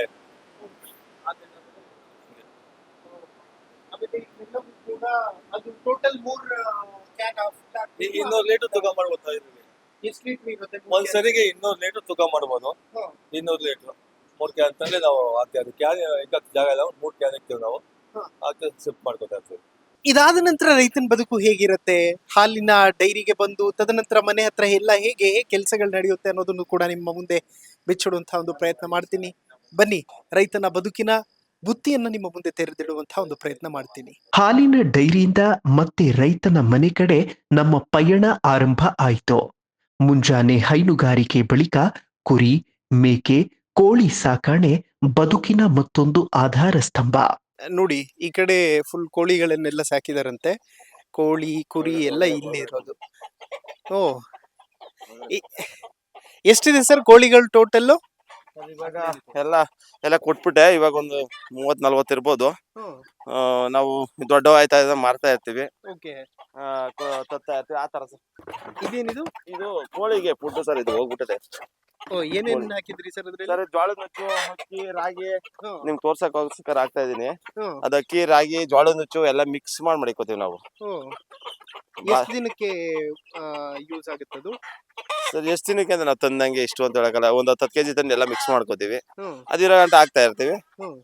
ಖಾಲಿ ಅದು ತಿರ್ಗಾ ತಂದು ಹಾಕೋತೀವಿ. ನಮ್ಗೆ ಇದ್ರಲ್ಲಿ ಮೊಟ್ಟೆಲಿ ಲಾಭ. ಒಂದ್ ಮೊಟ್ಟೆ 20 ರೂಪಾಯಿ ಹೋಗುತ್ತೆ. ದಿನ ಒಂದು 25 ಮೊಟ್ಟೆ ಇಕ್ಕುತ್ತವೆ. 25 ಮೊಟ್ಟೆಗೆ ಅಲ್ಲಿಗೆ ಎಷ್ಟಾಯ್ತು? 20 ರೂಪಾಯಿ ಅಂದ್ರೆ 500 ರೂಪಾಯಿ ಆಯ್ತಲ್ವಾ? ದಿನ 500 ರೂಪಾಯಿ ಇದರಿಂದನೂ ಲಾಭ ಆಯ್ತು. ದಿನ 500 ರೂಪಾಯಿ? ಹೌದು. ಅಂದ್ರೆ ಅಲ್ಲಿಗೆ 15,000 ಆಯ್ತು ತಿಂಗಳಿಗೆ. ಹೌದು. ಅದೊಂದು ಮತ್ತೆ ಈ ಕಡೆ ಹೈನುಗಾರಿಕೆ ಅದೊಂದು 25,000. ಆಮೇಲೆ ತೆಂಗಿನ ಮರ ಇದೆ. ತೆಂಗಿನ ಮರದ ಲಾಭ ಬರುತ್ತೆ. ಓಕೆ ಸರ್, ಈಗ ಕೋಳಿಗಳಿಗೆ ಈ ಹಾಕಿದಿರಲ್ಲ ಊಟ ಏನೋ, ಇದಕ್ಕೆಲ್ಲ ಎಷ್ಟು ಖರ್ಚಾಗತ್ತೆ ತಿಂಗಳಿಗೆ? ತಿಂಗಳಿಗೆ ಒಂದು 3-4 ಸಾವಿರ ರೂಪಾಯಿ ಬೇಕಾಗುತ್ತೆ ಸರ್. ಇದೆಲ್ಲ ಫುಲ್ ಕೋಳಿಗೆ ಅಂತಾನೆ ಮಾಡ್ಬಿಟ್ಟಿದ್ರಿ. ಕೋಳಿಗೆ ಅಂತಾನೆ ಮಾಡಿದೀನಿ. ಫಾರ್ಮ್ ತರ ಹೌದು, ಮಾಡ್ಬಿಟ್ಟಿದ್ರಿ. ಇದು ಕೋಳಿಗೆ ಸಾಕಕ್ಕೆ ಅಂತಾನೆ ಮಾಡಿದೀನಿ. ಓಕೆ. ಇಷ್ಟೊತ್ತಿಗೆ ಇನ್ನ ಜಾಸ್ತಿ ಮಾಡಿದಾನೆ. ಇವಾಗ ಬೆಳಗ್ಗೆ ಇದ್ರೆ ನಮ್ದು ರೈತರದ್ದು ಹೋರಾಟ ಹ್ಮ್. ಅದ್ರ ಬಗ್ಗೆ ಜಾಸ್ತಿ ಒಲವು ನಮ್ದು. ಬೆಳಗ್ಗೆ ಇದ್ರೆ ಹೋರಾಟ ಅನ್ಕೊಂಡು ಇದ್ರ ಬಗ್ಗೆ ಗಮನ ಕೊಡಿಲ್ಲ. ಇನ್ನ ಕೋಳಿಗಳು ಜಾಸ್ತಿ ಮಾಡಿಲ್ಲ. ಓಕೆ. ಇವಾಗ ನಮ್ದೇನಿದ್ರು ಆ ನಿಟ್ಟಿನಲ್ಲಿ ಇದೀವಿ. ಬೆಳಗ್ಗೆ ಇದ್ರೆ ಹೋರಾಟ. ಇವಾಗ ನಾವು 460 ದಿನದಿಂದ ಅಲ್ಲಿ ಕೂತ್ಕೊಂಡು ಪ್ರತಿಭಟನೆ ಮಾಡ್ತಾ ಇದೀವಿ. ಅದ್ರಲ್ಲಿ ನಾನು ಒಬ್ಬ ರೈತ. ಕರೆಕ್ಟ್. ಅವತ್ತಿಂದ 17 ತಿಂಗಳಿಂದ ಹೋರಾಟ ಮಾಡ್ತಾ ಇದೀವಿ. ಹ್ಮ್. 17 ತಿಂಗಳಿಂದ ಪಿನ್ ಟು ಪಿನ್ ಅಲ್ಲಿರ್ತೀವಿ ನಾವು. ಓಕೆ. ಕೋಳಿ ಕೂಗಿಲ್ಲ ಅಂದ್ರೆ ಬೆಳಗಾಗಲ್ಲ ಅಂತಾರೆ. ನಿಮಗೆ ಬೆಳಗಿನ ಜಾವ ಅಲಾರಾಮ್ ಇಟ್ಕತ್ತೀರಾ ಅಥವಾ ಕೋಳಿ ಕೂಗಿದ ತಕ್ಷಣ ಕೋಳಿ ಕೂಗ್ತು ಅಂತ ಎತ್ತೀರಿ? ಕೋಳಿ ಕೂಗೋದು. ಆಮೇಲೆ ನಮ್ಗೆ ಡೈಲಿ ನಮ್ ತಲೆಯಲ್ಲಿ ಬಂದ್ಬಿಟ್ಟಿರುತ್ತೆ ಇಷ್ಟೊತ್ತಿಗೆ ಎದ್ದೇಳ್ಬೇಕು ಅಂತ. ನೀವೇನೇ ತರ ನಿದ್ದೆ ಮಾಡಿದ್ರು ಅಷ್ಟೊತ್ತಿಗೆ ನಮ್ಗೆ ಹೆಸರಿಗೆ ಆಗೋಗ್ಬಿಡುತ್ತೆ. ಎಷ್ಟೊತ್ತಿಗೆ ಕೂಗಕ್ ಶುರು ಮಾಡುತ್ತಿದೆಲ್ಲ? 4 ಗಂಟೆಗೆ ಸ್ಟಾರ್ಟ್ ಮಾಡುತ್ತೆ. ಓಕೆ. 4 ಗಂಟೆಗೆ ಕೂಗೋಕೆ ಸ್ಟಾರ್ಟ್ 4 ಗಂಟೆಯಿಂದ 4 ಗಂಟೆಯಿಂದ ಒಂದು 6 ಗಂಟೆ ಗಂಟ ಕೂಗುತ್ತೇವೆ. ಅಂದ್ರೆ ಬೆಳಕ್ ಕಾಣುವವರೆಗೂ? ಬೆಳಕ್ ಕಾಣೋವರೆಗೂ ಕೂಗ್ತಾನೆ ಇರ್ತಾವು. ಹ್ಮ್. ಆಮೇಲೆ ಬಿಡ್ಬಿಡ್ತೇವೆ. ನೀವು ಅಲಾರಾಮ್ ಯಾವತ್ತೂ ಇಲ್ಲ ಸರ್, ನಮ್ಗೆ ಕೋಳಿ ಕೂಗೋದು ಒಂದು ಕೇಳಿಸುತ್ತೆ. ಆಮೇಲೆ ನಮ್ಗೆ ಟೈಮಿಂಗ್ಸ್ ಅಲ್ವಾ, ನಾವು ಎದ್ದೋಳೋ ಟೈಮಿಂಗ್ಸ್. ಬಾತ್ಕೋಳಿನೂ ಸಾಕಿ? ಹೌದು, ಬಾತ್ಕೋಳಿನೂ ಇದೆ. ಎಷ್ಟಿದೆ ಸರ್ ಬಾತ್ಕೋಳಿ? ಒಂದೇ ಸರ್ ಒಂದು 4 ಇದ್ದು. ಆಚೆ ಬಿಟ್ಟಾಗ ನಾಯಿ ಕಚ್ಕೊಂಡೋಗ್ಬಿಟ್ವು.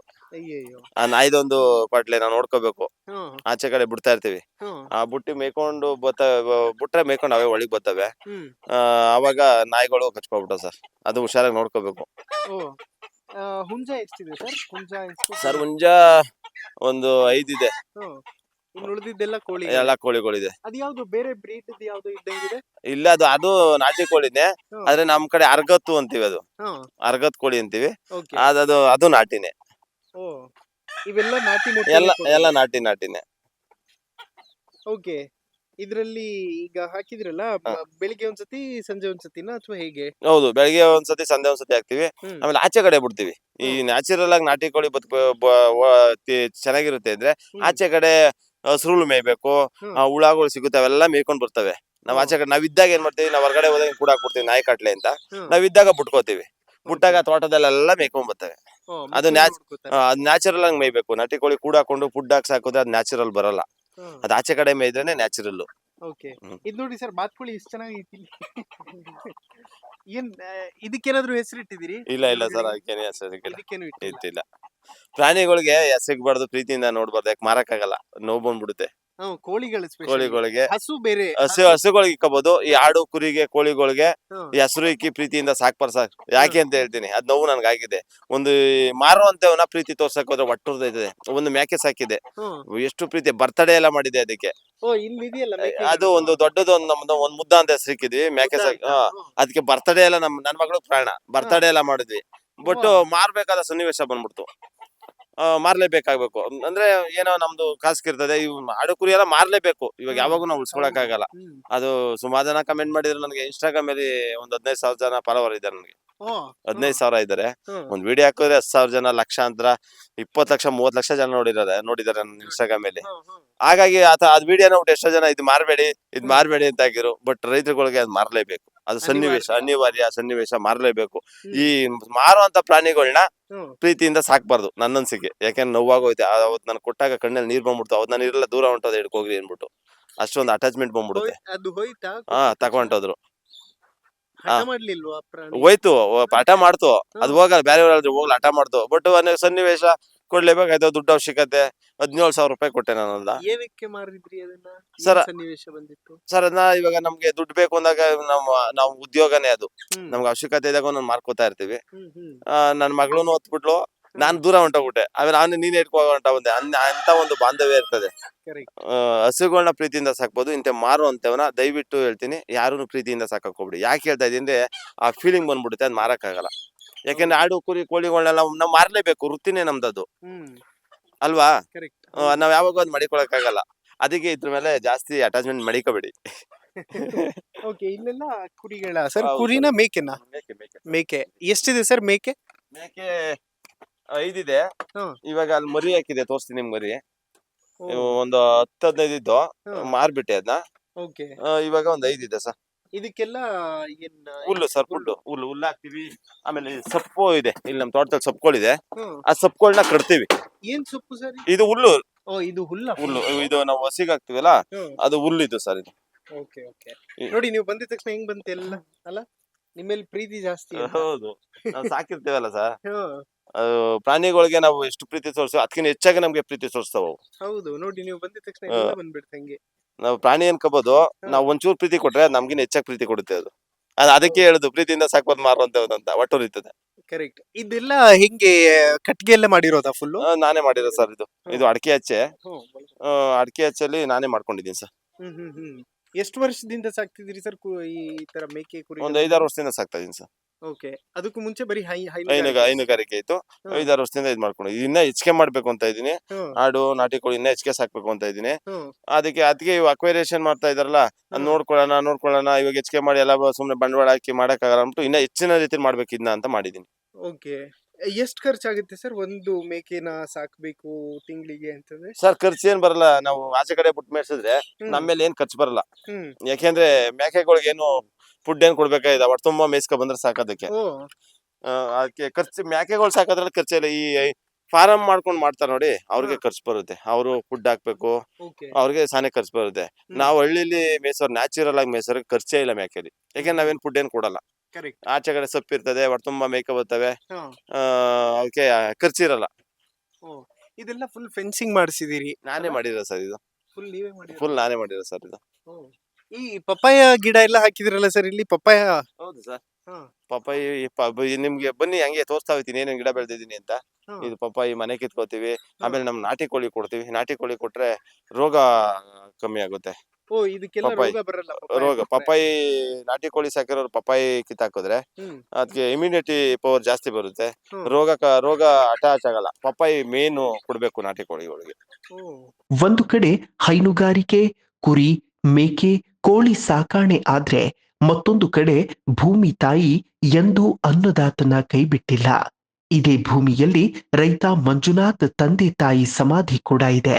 ನಿತ್ಯ ಮುಂಜಾನೆ ಕೆಲಸಗಳೆಲ್ಲ ಮುಗಿಸಿ ಸ್ವಲ್ಪ ಹೊತ್ತು ಇಲ್ಲಿ ಬಂದು ಕೂತರೆ ಅದೇನೋ ನೆಮ್ಮದಿ. ತನ್ನ ಹೆತ್ತವರ ಜೊತೆ ಕಾಲ ಕಳೆಯುವ ಭಾವ. ಈಗ ಟೌನ್ಶಿಪ್ ಬಂದ್ರೆ ತಮ್ಮವರ ಘೋರಿ ಕೂಡ ನೆಲವಿಲ್ಲದಂತಾಗಿ ಬಿಡುತ್ತೆ ಅನ್ನೋ ಕೊರಗು. ಕಷ್ಟದ ಸಂದರ್ಭ ಬಂದಾಗ ಇಡೀ ಭೂಮಿಯನ್ನ ಇನ್ನೊಬ್ಬ ರೈತನಿಗೆ ಮಾರಿದರೂ ತನ್ನ ತಂದೆ ತಾಯಿಯ ಸಮಾಧಿ ಇರುವ ಪುಟ್ಟ ಜಾಗವನ್ನ ಮಂಜುನಾಥ್ ಹಾಗೆ ಉಳಿಸಿಕೊಂಡಿದ್ದಾರೆ. ನೋಡಿ ಇಲ್ಲಿ ಮೂರು ಗೋರಿ ಇದೆ ಅನ್ಸುತ್ತೆ ತಾತಂದು. ನಮ್ ತಂದೆ ತಾಯಿ ಗೋರಿ.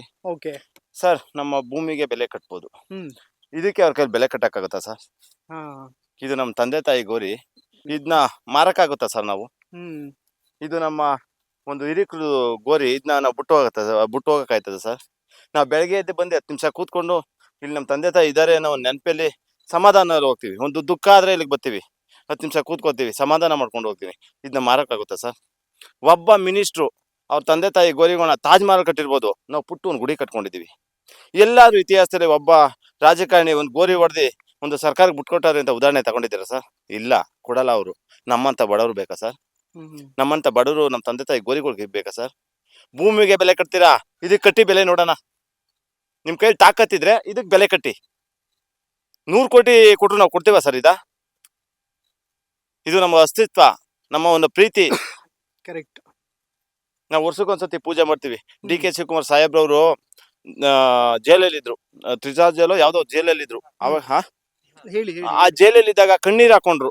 ನಮ್ಮ ತಂದೆ ತಾಯಿ ನಮ್ಮ ತಂದೆಗೆ ಪೂಜೆ ಮಾಡಕ್ ನಾನು ಬಿಡ್ಲಾ ಅಂತ ಒಂದ್ ಕಣ್ಣೀರ್ ಹಾಕೊಂಡ್ರು. ಅದು ನಮಗೂ ಕಣ್ಣಲ್ಲಿ ನೀರ್ ಬರ್ತು. ಬಟ್ ಇವತ್ತು ನಮ್ ಗೋರಿನೇ ಕಿತ್ಕೊಳಕ್ ಬಂದಿದ್ದೀರಲ್ಲ, ನಾವಿಲ್ಲಿ ಪೂಜೆ ಮಾಡಬಾರ್ದಾ? ನಮ್ಮ ತಂದೆ ತಾಯಿ ಅನ್ನೋದು ಅಸ್ತಿತ್ವ ನಮ್ಗೆ ಬೇಡವಾ? ನಮ್ಮ ಹಿರಿಕರು ಬಾಳಿ ಬದುಕಿದಂತ ಗೋರಿ ನಮ್ಗೆ ಬೇಡವಾ ಸರ್?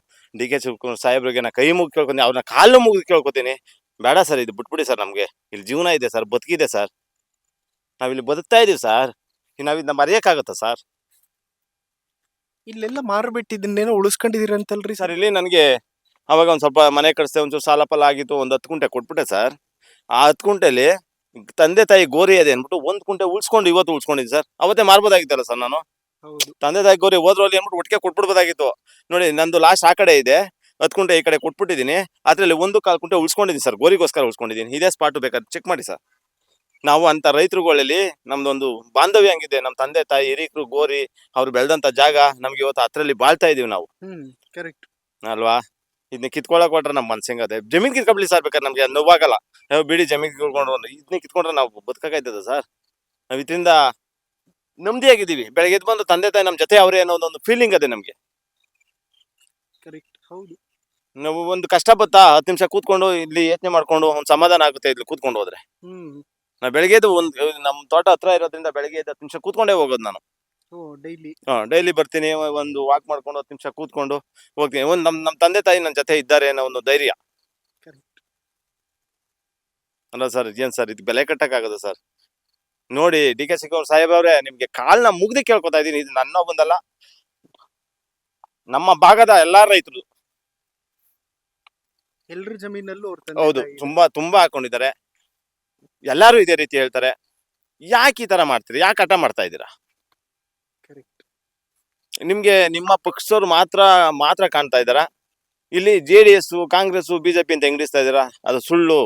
ನಾವು ರೈತರು ಪಕ್ಷ. ನೀವು ರೈತರು ಪಕ್ಷ ನೋಡಿ. JDS ಅನ್ನ ನೀವು ತಾಕತ್ತಾಗಿದ್ದೀರಾ, ಕುಮಾರಸ್ವಾಮಿ ಮೇಲೆ ಫೈಟ್ ಮಾಡ್ಕೊಳ್ಳಿ. ಅದೇಂಗೋ ಗಾದಿ ಹೇಳ್ತಾರೆ, ಅದೇನೋ ಗಾದಿ ಹೇಳ್ತಾರೆ, ಹಂಗೆ ನಾವು ಪುಟ್ಟ ಒಂದು ರೈತರು. ನಮ್ಮ ಮೇಲೆ ನೀವು ಕುಸ್ತಿ ಮಾಡಕ್ಕಾಯ್ತದ? ಗುಬ್ಬು ಮೇಲೆ ಬ್ರಹ್ಮಾಸ್ತ್ರ ಅಂತಾರಲ್ಲ, ಆತರ ನಾವೊಂದು ಸಣ್ಣ ಒಂದು ಗೂಡು ಕಟ್ಕೊಂಡಿದೀವಿ. ನೀವು ಎಲ್ಲೋ ಇದ್ದೀರಾ, ನಮ್ಮ ಮೇಲೆ ಫೈಟ್ ಮಾಡಕ್ ಬರ್ಬೇಡಿ. ನೀವು ಮಾಡಿ, ನೀವು ಕುಮಾರಸ್ವಾಮಿ ಮೇಲೆ ಮಾಡ್ಕೊಳ್ಳಿ. ಯಾಕಂದ್ರೆ ನೀವು ನಡೀತಾ ಇದೆ ಇತ್ತೀಚೆಗೆ ರಾಜಕೀಯ, ನಿಮ್ಮ ಒಂದು ಲೆವೆಲ್ಗೆ ನೀವು ಕುಸ್ತಿ ಮಾಡಿ. ನಾವು ನಿಮ್ಮ ಲೆವೆಲ್ಗಿಲ್ಲ, ಸಣ್ಣ ಒಬ್ಬ ಬಡ ರೈತರು. ನಮ್ಮ ಮೇಲೆ ಯಾಕೆ ಸ್ವಾಮಿ ನಿಮ್ಗೆ ಇಷ್ಟೊಂದು ಕೋಪ? ನಮ್ಮನ್ನ ಬಿಡಿ ಸ್ವಾಮಿ, ನಿಮ್ನ ಕಾಲ್ನ ಮುಗ್ದು ಕೇಳ್ಕೊತೀವಿ. ನಮ್ನ ಬದುಕಾಕ್ಬಿಡ್ಬಿಡಿ ಸಾಕು. ನಿಮ್ಗೇನ ನಾವೇನು ಕೇಳ್ತಾ ಇಲ್ಲ. ಯಾಕೆ ನಾವು ಒಂದು ಪುಟ್ಟು ಜಾಗ ಇಟ್ಕೊಂಡು, ಒಂದು ಮಕ್ಕಳನ್ನ ಓದಿಸ್ಕೊಂಡು, ಒಂದು ಹೈನುಗಾರಿಕೆ ಮಾಡ್ಕೊಂಡು ನೆಮ್ಮದಿಯಾಗಿ ಹೋಯ್ತಾ ಇದ್ದೀವಿ. ಇದನ್ನ ಕಿತ್ಕೊಂಡ್ರೆ ನಾವೇನ್ ಮಾಡ್ಬೇಕು? ಇದಕ್ಕೆ ಒಂದು ನೀವು ಎಲ್ಲಾರ್ಗು ಪ್ರಶ್ನೆಗಳನ್ನ ಕೇಳ್ತೀರಾ. ಈ ನನ್ನ ಒಂದು ಸಣ್ಣ ಪ್ರಶ್ನೆಗೆ ದಯವಿಟ್ಟು ಈ ಮಾಧ್ಯಮ ಕೂತ್ಕೊಂಡು ಕಾಂಗ್ರೆಸ್ ಪರ ಇರುವಂತವ್ರು ಏನೇನೋ ಬಿಡ್ತೀರಿ ಎಲ್ಲೋ ಕೂತ್ಕೊಂಡು, ಇಲ್ಲಿಗೆ ಬನ್ನಿ ಸ್ವಾಮಿ. ಒಂದು ಪ್ರೆಸ್ ಮೀಟ್ ಮಾಡ್ತಾರೆ ಸರ್, ನಿಮ್ಮ ಚಾನೆಲ್ಗಳಿಗೆ ಕೂತ್ಕೋತಾರೆ. ಅಲ್ಲಿ ಏನ್ ಮಾತಾಡ್ತಾರೆ, ನಮ್ಗೆ ಇಲ್ಲಿ ಕೋಪ ಡಿಬೇಟ್ಗೆ ಕೂತ್ಕೋತಾರಲ್ಲ ಅಂತವ್ರಿಗೆಲ್ಲ ಹೇಳ್ತೀನಿ, ಇಲ್ಲಿ ಬನ್ನಿ ಸ್ವಾಮಿ, ನನ್ ಜಾಗಕ್ಕೆ ಬನ್ನಿ. ಯಾರೋ ಬೇಡ, ನನ್ ಜಾಗಕ್ಕೆ ಬನ್ನಿ, ನಾನು ಇಲ್ಲಿ ಉತ್ತರ ಕೊಡ್ತೀನಿ ಅವ್ರಿಗೆ. ತಾನು ಸಾಕಿದ ಜಾನುವಾರುಗಳ ಆಹಾರಕ್ಕಾಗಿ ತನ್ನದೇ ನೆಲದಲ್ಲಿ ಬೆಳೆದ ಮೇವನ್ನ ಕಟಾವು ಮಾಡಿ ಅವುಗಳಿಗೆ ಉಣಬಡಿಸಲಾಗುತ್ತೆ. ನೆಮ್ಮದಿಯಿಂದ ಹಸು ಕುರಿಗಳ ಜೊತೆ ಅವುಗಳಿಗೆ ಊಟ ಕೊಟ್ಟು ಸಂತಸದ ಕ್ಷಣಗಳನ್ನ ಅವುಗಳ ಜೊತೆಗೆ ರೈತ ಮಂಜುನಾಥ್ ಕಳೀತಾರೆ.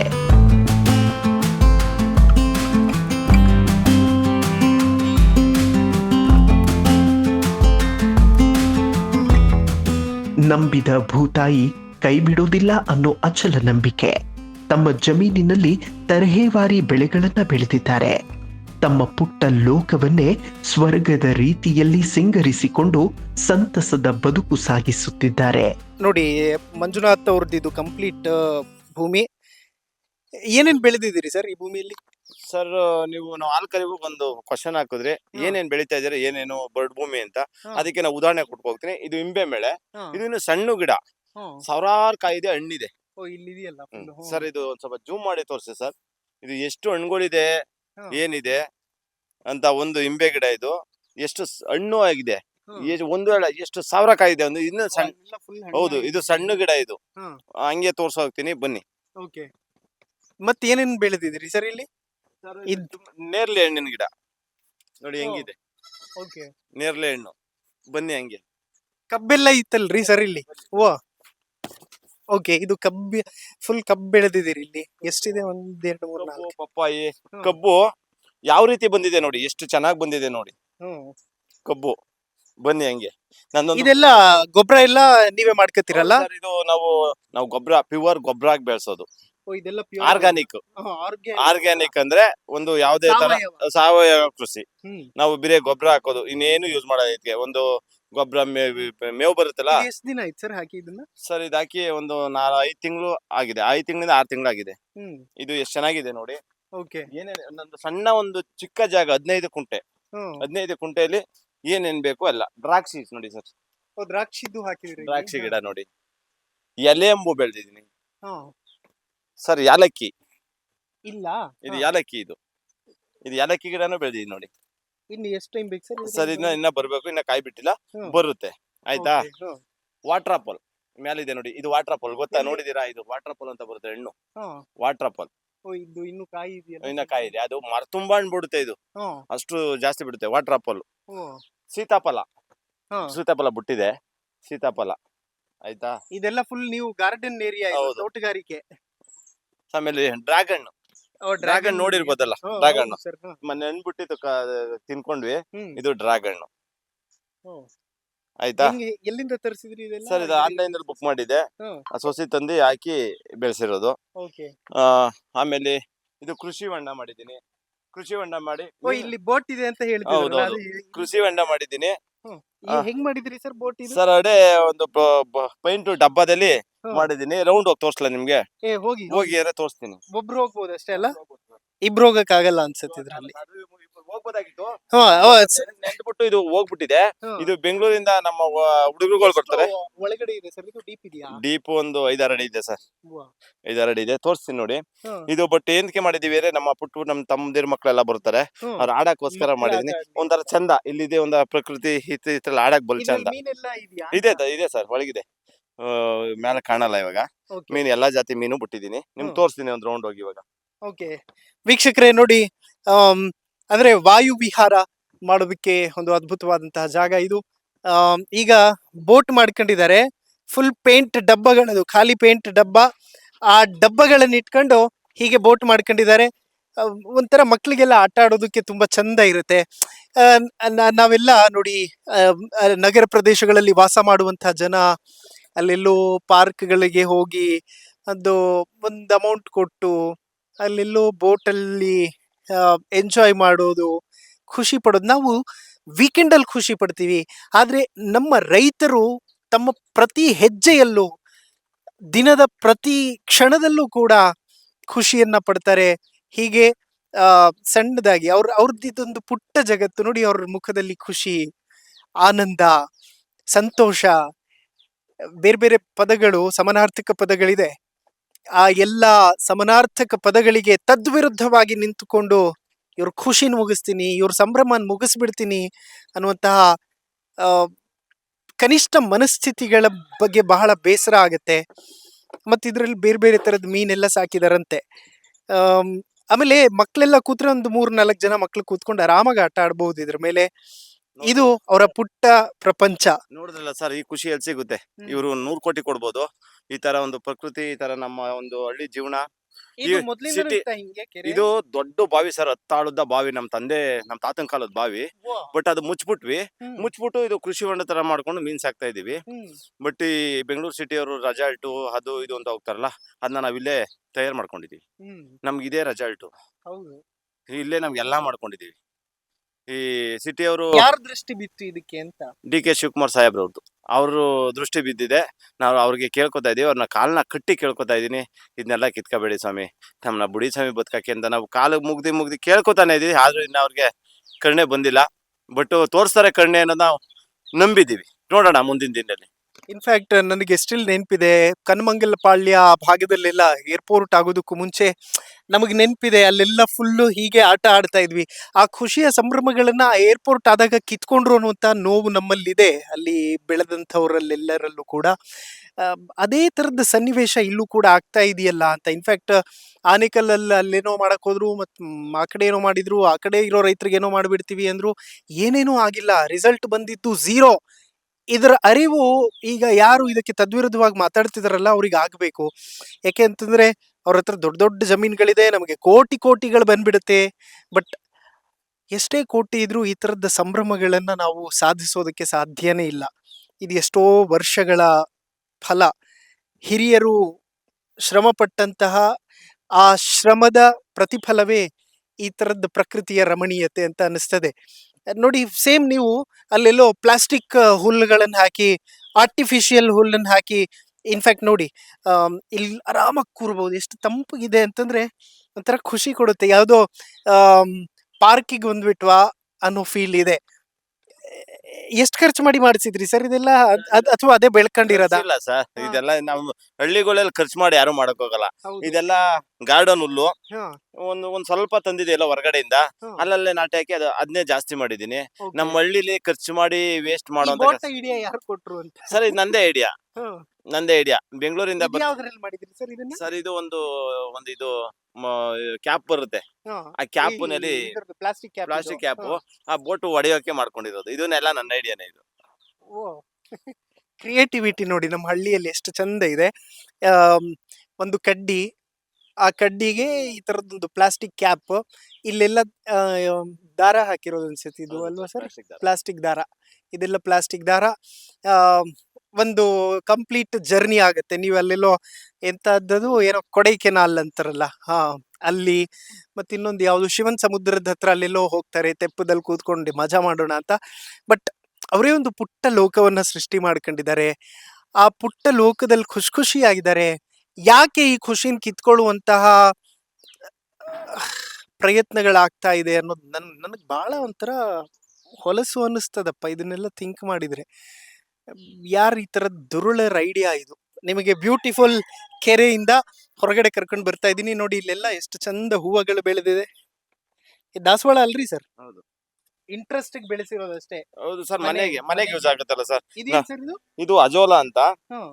ಇದು ಒಂದು ನಾವು ಹಸುಗೆ ಹಾಕ್ಬೋದು, ಆಡ್ಗೆ ಹಾಕ್ಬೋದು, ಕೋಳಿಗಳಿಗೆ ಹಾಕ್ಬೋದು ಸರ್. ಫುಡ್ ಇದು ಹೆಂಗೆ ಅಂದ್ರೆ ಏನಿಲ್ಲ, ಒಂಚೂರು ಬಿತ್ತನೆ ತಂದಿ, ಇದು ಅಜೋಲಾ ಹಿಂಗೆ ಒಂದು ಈ ತರ ಒಂದು ಪಾಂಡ್ ಮಾಡ್ಕೋಬೇಕು. ಹ್ಮ್. ಅದಕ್ಕೆ ಸ್ವಲ್ಪ ಕೆಳಗಡೆ ಒಂದು 5 kg ಮಣ್ಣು ಹಾಕ್ಬೇಕು, ಹ್ಮ್. ಒಂದ್ 2-3 kg ಸಗಣಿ ಹಾಕ್ಬೇಕು. ಹ್ಮ್. ಸಗಣಿ ಹಾಕಿ ನೀರ್ ಬಿಟ್ಬಿಟ್ಟು ಕಲ್ಸ್ಬಿಟ್ಟು ಹ್ಮ್. ಒಂದು 5-6 ದಿನ ಬಿಟ್ಬಿಟ್ಟು ಈ ಒಂದಿಷ್ಟು ಬಿತ್ತನೆ ಹಾಕೋರ್ ಸಾಕು. ಇಷ್ಟ ಹಾಕೋರ್ ಸಾಕು ಒಂದ್ ಬಿತ್ತನೆ. ಏನಿದು? ಅಜೋಲಾ. ಅಜ್ವಲ. ಅಜೋಲಾ ಬೇರೆ ಕಡೆ ಎಲ್ಲ ಬೆಳ್ದಿರತ್ತಾವ, ತಂದು ಇಲ್ಲ ಆನ್ಲೈನ್ ಅಲ್ಲಿ ಸಿಗುತ್ತೆ. ಹ್ಮ್. ಇದನ್ನ ತಂದು ಹಾಕೋ ಈ ತರ ನೋಡಿ. ಇವಾಗ ಅಂಟ್ಕೊಂಡಿದೆ, ನಾನು ಇದನ್ನ ಮೀನಿಗೆ ಯೂಸ್ ಮಾಡ್ತೀನಿ. ಓ, ಮೀನ್ ಮೀನ್ ತಿನ್ನುತ್ತೆ. ಮೀನ್ ತಗೋ ಹಾಕ್ಬಿಟ್ರೆ ಎಲ್ಲ ತಿನ್ಕೊಡುತ್ತೆ ಎಷ್ಟು ತರದ ಮೀನುಗಳಿವೆ ಸರ್ ಇಲ್ಲಿ? ಸರ್. ಒಂದು 5-6 ತರ ಮೀನಿದೆ. ಓ, ಹೆಂಗೆ ಮೀನುಗಾರಿಕೆಯಲ್ಲಿ ಹೆಂಗೆ ಲಾಭ ಇದೆ? ಓ, ಖಂಡಿತ ಲಾಭ ಇದೆ ಸರ್. 1 kg 150 ರೂಪಾಯಿ ಹೋಗುತ್ತೆ. ಹ್ಮ್. ಖಂಡಿತ ಲಾಭ ಇದೆ. ಓಕೆ. ಮತ್ತೆ ಈ ಕಡೆ ಎಲ್ಲ ಏನೇನೋ ಮಾಡ್ಕೊಂಡಿದ್ದೀರಲ್ರಿ ಸರ್? ಸರ್ ಇದು ನಮ್ಮ ಹಳೆ ಮನೆ. ನಾನು ಅದೇನಾ ಅದು? ಹಾ. ಬೆಳಿಗ್ಗೆ ನೀವು ಹೇಳ್ತಿರಲ್ಲ, ಬೆಳಿಗ್ಗೆ ನಾನು ಹಳೆ ಹೇಳ್ದಲ್ಲ, ಮನೆ, ತಂದೆಯವ್ರು ನಮ್ಮ ತೀರ್ಕೊಂಡು ತಂದೆಯವ್ರು ತೀರ್ಕೊಂಡು ಅಂತ. ಇದು ನಮ್ಮ ಹಳೆ ಮನೆ. ಹಾ. ಈ ಹಳೆ ಮನೆಯಲ್ಲಿ ನಾನು ಬದುಕಿ ಬಾಳಿದಂತ ನಾನು ಹಳೆ ಮನೆ. ಬಟ್ ಇವಾಗೆಲ್ಲ ಉಳ್ಳೋಗೋ ಸ್ಟೇಜ್ ಅಲ್ಲಿ ಇದೆ. ಹಾ. ಇದು ಹಳೆ ಮನೆ. ಇದನ್ನ ಹಂಗೆ ಉಳಿಸ್ಕೊಂಡಿದಿರಲ್ಲ. ಹೌದು. ಈ ಇದ್ರಲ್ಲಿ ಅದು ಇದು ಈ ಒಳಗಡೆ ನಾನು ಮಾದಪ್ಪಂದು ಒಂದು ದೇವ್ರ ಪಡೆ ಹಾಕೊಂಡು ಒಂದು ಪೂಜೆ ಮನೆ ತರ ಮಾಡಿದೀನಿ. ಹುಟ್ಟಿ ಬೆಳೆದ ಮನೆ ಇದು. ಈ ಮನೆಯ ಜೊತೆ ಪಾಪ ಅವ್ರಿಗೆ ತುಂಬಾ ನೆನಪುಗಳಿರುತ್ತೆ. ತುಂಬಾ ಕತ್ಲೆ ಇದೆ ಒಳಗಡೆ. ಪ್ರತಿ ಸೋಮವಾರ ಹ್ಮ್. ಇಲ್ಲಿ ಪೂಜೆ ಮಾಡ್ತೀನಿ ಸರ್ ನಾನು. ಓ. ಇದು ನಾನೇ ಬಾಳು ಬದುಕಿದ ಹಳೆ ಮನೆ ಇದು.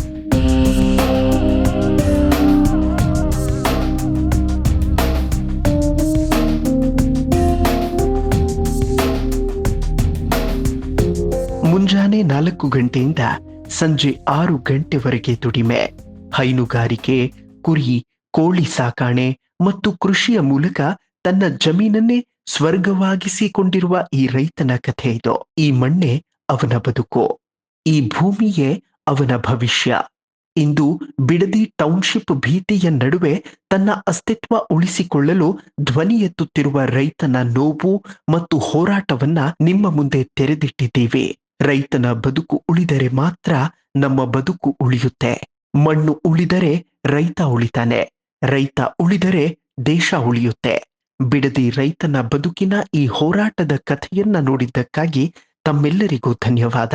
ಮುಂದಿನ ಮತ್ತೊಂದು ವಿಶೇಷ ಕಥೆಯೊಂದಿಗೆ ಮತ್ತೆ ಭೇಟಿಯಾಗೋಣ. ನಮಸ್ಕಾರ. ಓಕೆ ವೀಕ್ಷಕರೇ, ಬೆಳಿಗ್ಗೆ 4 ಗಂಟೆ 4:15 ಸುಮಾರಿಗೆ ದಿನಚರಿ ಆರಂಭ ಆಯಿತು. ಈಗ ಸಂಜೆ 6 ಗಂಟೆ ಆಗ್ತಾ ಇದೆ. ಇಡೀ ಬಿಡದಿಯಲ್ಲಿ ರೈತರ ಬೇರೆ ಬೇರೆ ಮನೆಗಳಿಗೆ ಹೋಗಿ ಒಂದು ಚಿತ್ರಣವನ್ನ ನಿಮ್ಮ ಮುಂದೆ ಇಡುವಂತಹ ಪ್ರಯತ್ನ ಮಾಡ್ತಾ ಇದ್ವಿ. ಬೆಳಿಗ್ಗೆಯಿಂದನೂ ಸುತ್ತಾಡಿದ್ವಿ. ಫಸ್ಟ್ ನಾವು ಹೋಗಿದ್ದು ಮಂಜುನಾಥ್ ಅವ್ರ ಮನೆಗೆ. ಸೊ ಸಂಜೆ 6 ಗಂಟೆ ಆಗಿದೆ. ಹೆಂಗಿತ್ತು ಸರ್ ಫುಲ್ ಡೇ ಇವತ್ತು? ಫುಲ್ ಡೇ ನಿಮ್ಗೆ ಗೊತ್ತಲ್ಲ, ನಿಮ್ಮ ವಿಡಿಯೋ ಮುಖಾಂತರನೇ ಓಡಾಡ್ತಾ ಇದ್ದೀವಿ. ಹ್ಮ್. ನಮ್ಮ ಕೆಲಸ ಮಾಡ್ಕೊಂಡು ಆ ಮಧ್ಯದಲ್ಲಿ ನಿಮ್ಮ ವಿಡಿಯೋದವ್ರು ಬರುವಂತವ್ರು ಸಪೋರ್ಟ್ ಮಾಡ್ಕೊಂಡು ಈ ಫುಲ್ ಡೇ ಇವತ್ತು ನಡೆದಿದೆ. ಹ್ಮ್. ಸಾಯಂಕಾಲ ಇಲ್ಲಿ ಬಂದಿದ್ದೀವಿ. ಇವಾಗ ನೆಕ್ಸ್ಟ್ ನೀವೇ ಹೇಳ್ಬೇಕು. ಓಕೆ, ವೆಲ್ ಫೈನಲಿ ಕಾರ್ಯಕ್ರಮದ ಮುಖಾಂತರ ಏನ್ ಹೇಳೋದಕ್ಕೆ ಇಷ್ಟಪಡ್ತೀರಿ? ಏನ್ ನಿರೀಕ್ಷೆ ಇದೆ ನಿಮಗೆ? ಸರ್, ನಮ್ಗೆ ನಿರೀಕ್ಷೆ ಭೂಸ್ವಾಧೀನ ಕೈ ಬಿಡ್ಬೇಕು. ಹ್ಮ್. ಇದೇ ನಮ್ಮ ಈ ಭಾಗದ 90% ರೈತರ ನಿರೀಕ್ಷೆ. ಹ್ಮ್. ಭೂಸ್ವಾಧೀನ ಕೈ ಬಿಡ್ಬೇಕು, ರೈತರು ಬದುಕಾಕ್ ಬಿಡ್ಬೇಕು. ಸುದೀರ್ಘವಾಗಿ 4 ಗಂಟೆ ಒಂದು ಡಾಕ್ಯುಮೆಂಟ್ರಿ ಮಾಡುವಂತಹ ಒಂದು ಪ್ರಯತ್ನ ಮಾಡಿದ್ವಿ. ಹೇಗೆ ಈ ತರದ ಪ್ರಯತ್ನಗಳು ಆಯ್ತಾ? ಅಂದ್ರೆ ರೈತನ ದಿನಚರಿ ಬೆಳಿಗ್ಗೆಯಿಂದ ಹೇಗಿರುತ್ತೆ ಅನ್ನುವಂಥದ್ದನ್ನ ತೋರಿಸುವಂತ ಪ್ರಯತ್ನಗಳಾಗಿತ್ತಾ ಇದಕ್ಕೂ ಮುಂಚೆ? ಹೇಗೆ? ಇಲ್ಲ ಸರ್, ಈ ತರ ನಿಮ್ ತರ ಯಾರು ಮಾಡಿಲ್ಲ. ಏನ್ ಲೈಕ್ ಸರ್ಕಾರ ಹಠ ಬಿಡುತ್ತೆ ಅಂತ ಅನ್ಸುತ್ತಾ ನಿಮ್ಗೆ? ರೈತರಿಗೆಲ್ಲ ನಿರೀಕ್ಷೆ ಇದೆಯಾ? ಯಾಕೆಂದ್ರೆ ಇಷ್ಟು ಹಚ್ಚ ಹಸಿರ ವಾತಾವರಣ ಇದೆ ಇಲ್ಲಿ, ಇಷ್ಟು ಸಮೃದ್ಧವಾಗಿರೋ ಬದುಕಿದೆ. ಅಲ್ಲಿ ಯಾರೋ ಒಬ್ರು ಅಜ್ಜ ಅಜ್ಜಿ ಒಂದೊಳ್ಳೆ ಮನೆ ಕಟ್ಕೊಂಡಿದ್ದಾರೆ, ಭೂಮಿ ತಾಯಿ ಯಾವಾಗ್ಲೂ ಕೈ ಹಿಡಿಯುತ್ತೆ ಅಂತ ನಿರೀಕ್ಷೆ ಇಟ್ಕೊಂಡಿದ್ದಾರೆ. ಸರ್ ನಮಗೂ ನಿರೀಕ್ಷೆ ಇದೆ, ಇಟ್ಕೊಂಡಿದೀವಿ. ಯಾಕೆಂದ್ರೆ ನಮ್ಮ ಭಾಗದವರು DK ಶಿವಕುಮಾರ್ ಸಾಹೇಬ್ರವರು ಹ್ಮ್.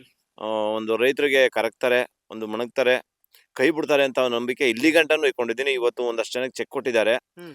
ಆದ್ರೂ ಕೂಡ ನಾವು ಒಂದು ನಂಬಿಕೆ ಇಟ್ಕೊಂಡಿದೀವಿ, ಹ್ಮ್. ರೈತರಿಗೆ ಬೆಲೆ ಕೊಡ್ತಾರೆ, ರೈತರ ಪರ ನಿಂತ್ಕೋತಾರೆ ಅಂತ ಒಂದು ನಂಬಿಕೆ ಇನ್ನ ಇಟ್ಕೊಂಡಿದೀವಿ. ಓಕೆ ವೆಲ್ ಸರ್, ಒಳ್ಳೇದಾಗ್ಲಿ ನಿಮಗೆ. ಈ ಹೋರಾಟ ಹೀಗೆ ಮುಂದುವರಿಲಿ, ಒಂದಲ್ಲ ಒಂದು ದಿನ ಜಯ ಸಿಕ್ಕೇ ಸಿಗುತ್ತೆ. Thank you so much. ನಾವು ಅದೇ ಕಾಯ್ತಾ ಇದ್ದೀವಿ, ಹಾ. ನಮ್ಗೆ ಜಯ ಸಿಗ್ತದೆ ಅಂತಾನೆ ನಂಬಿಕೆಲೇ ಇದ್ದೀವಿ. ಸಿಕ್ಕೇ ಸಿಗುತ್ತೆ ಸರ್.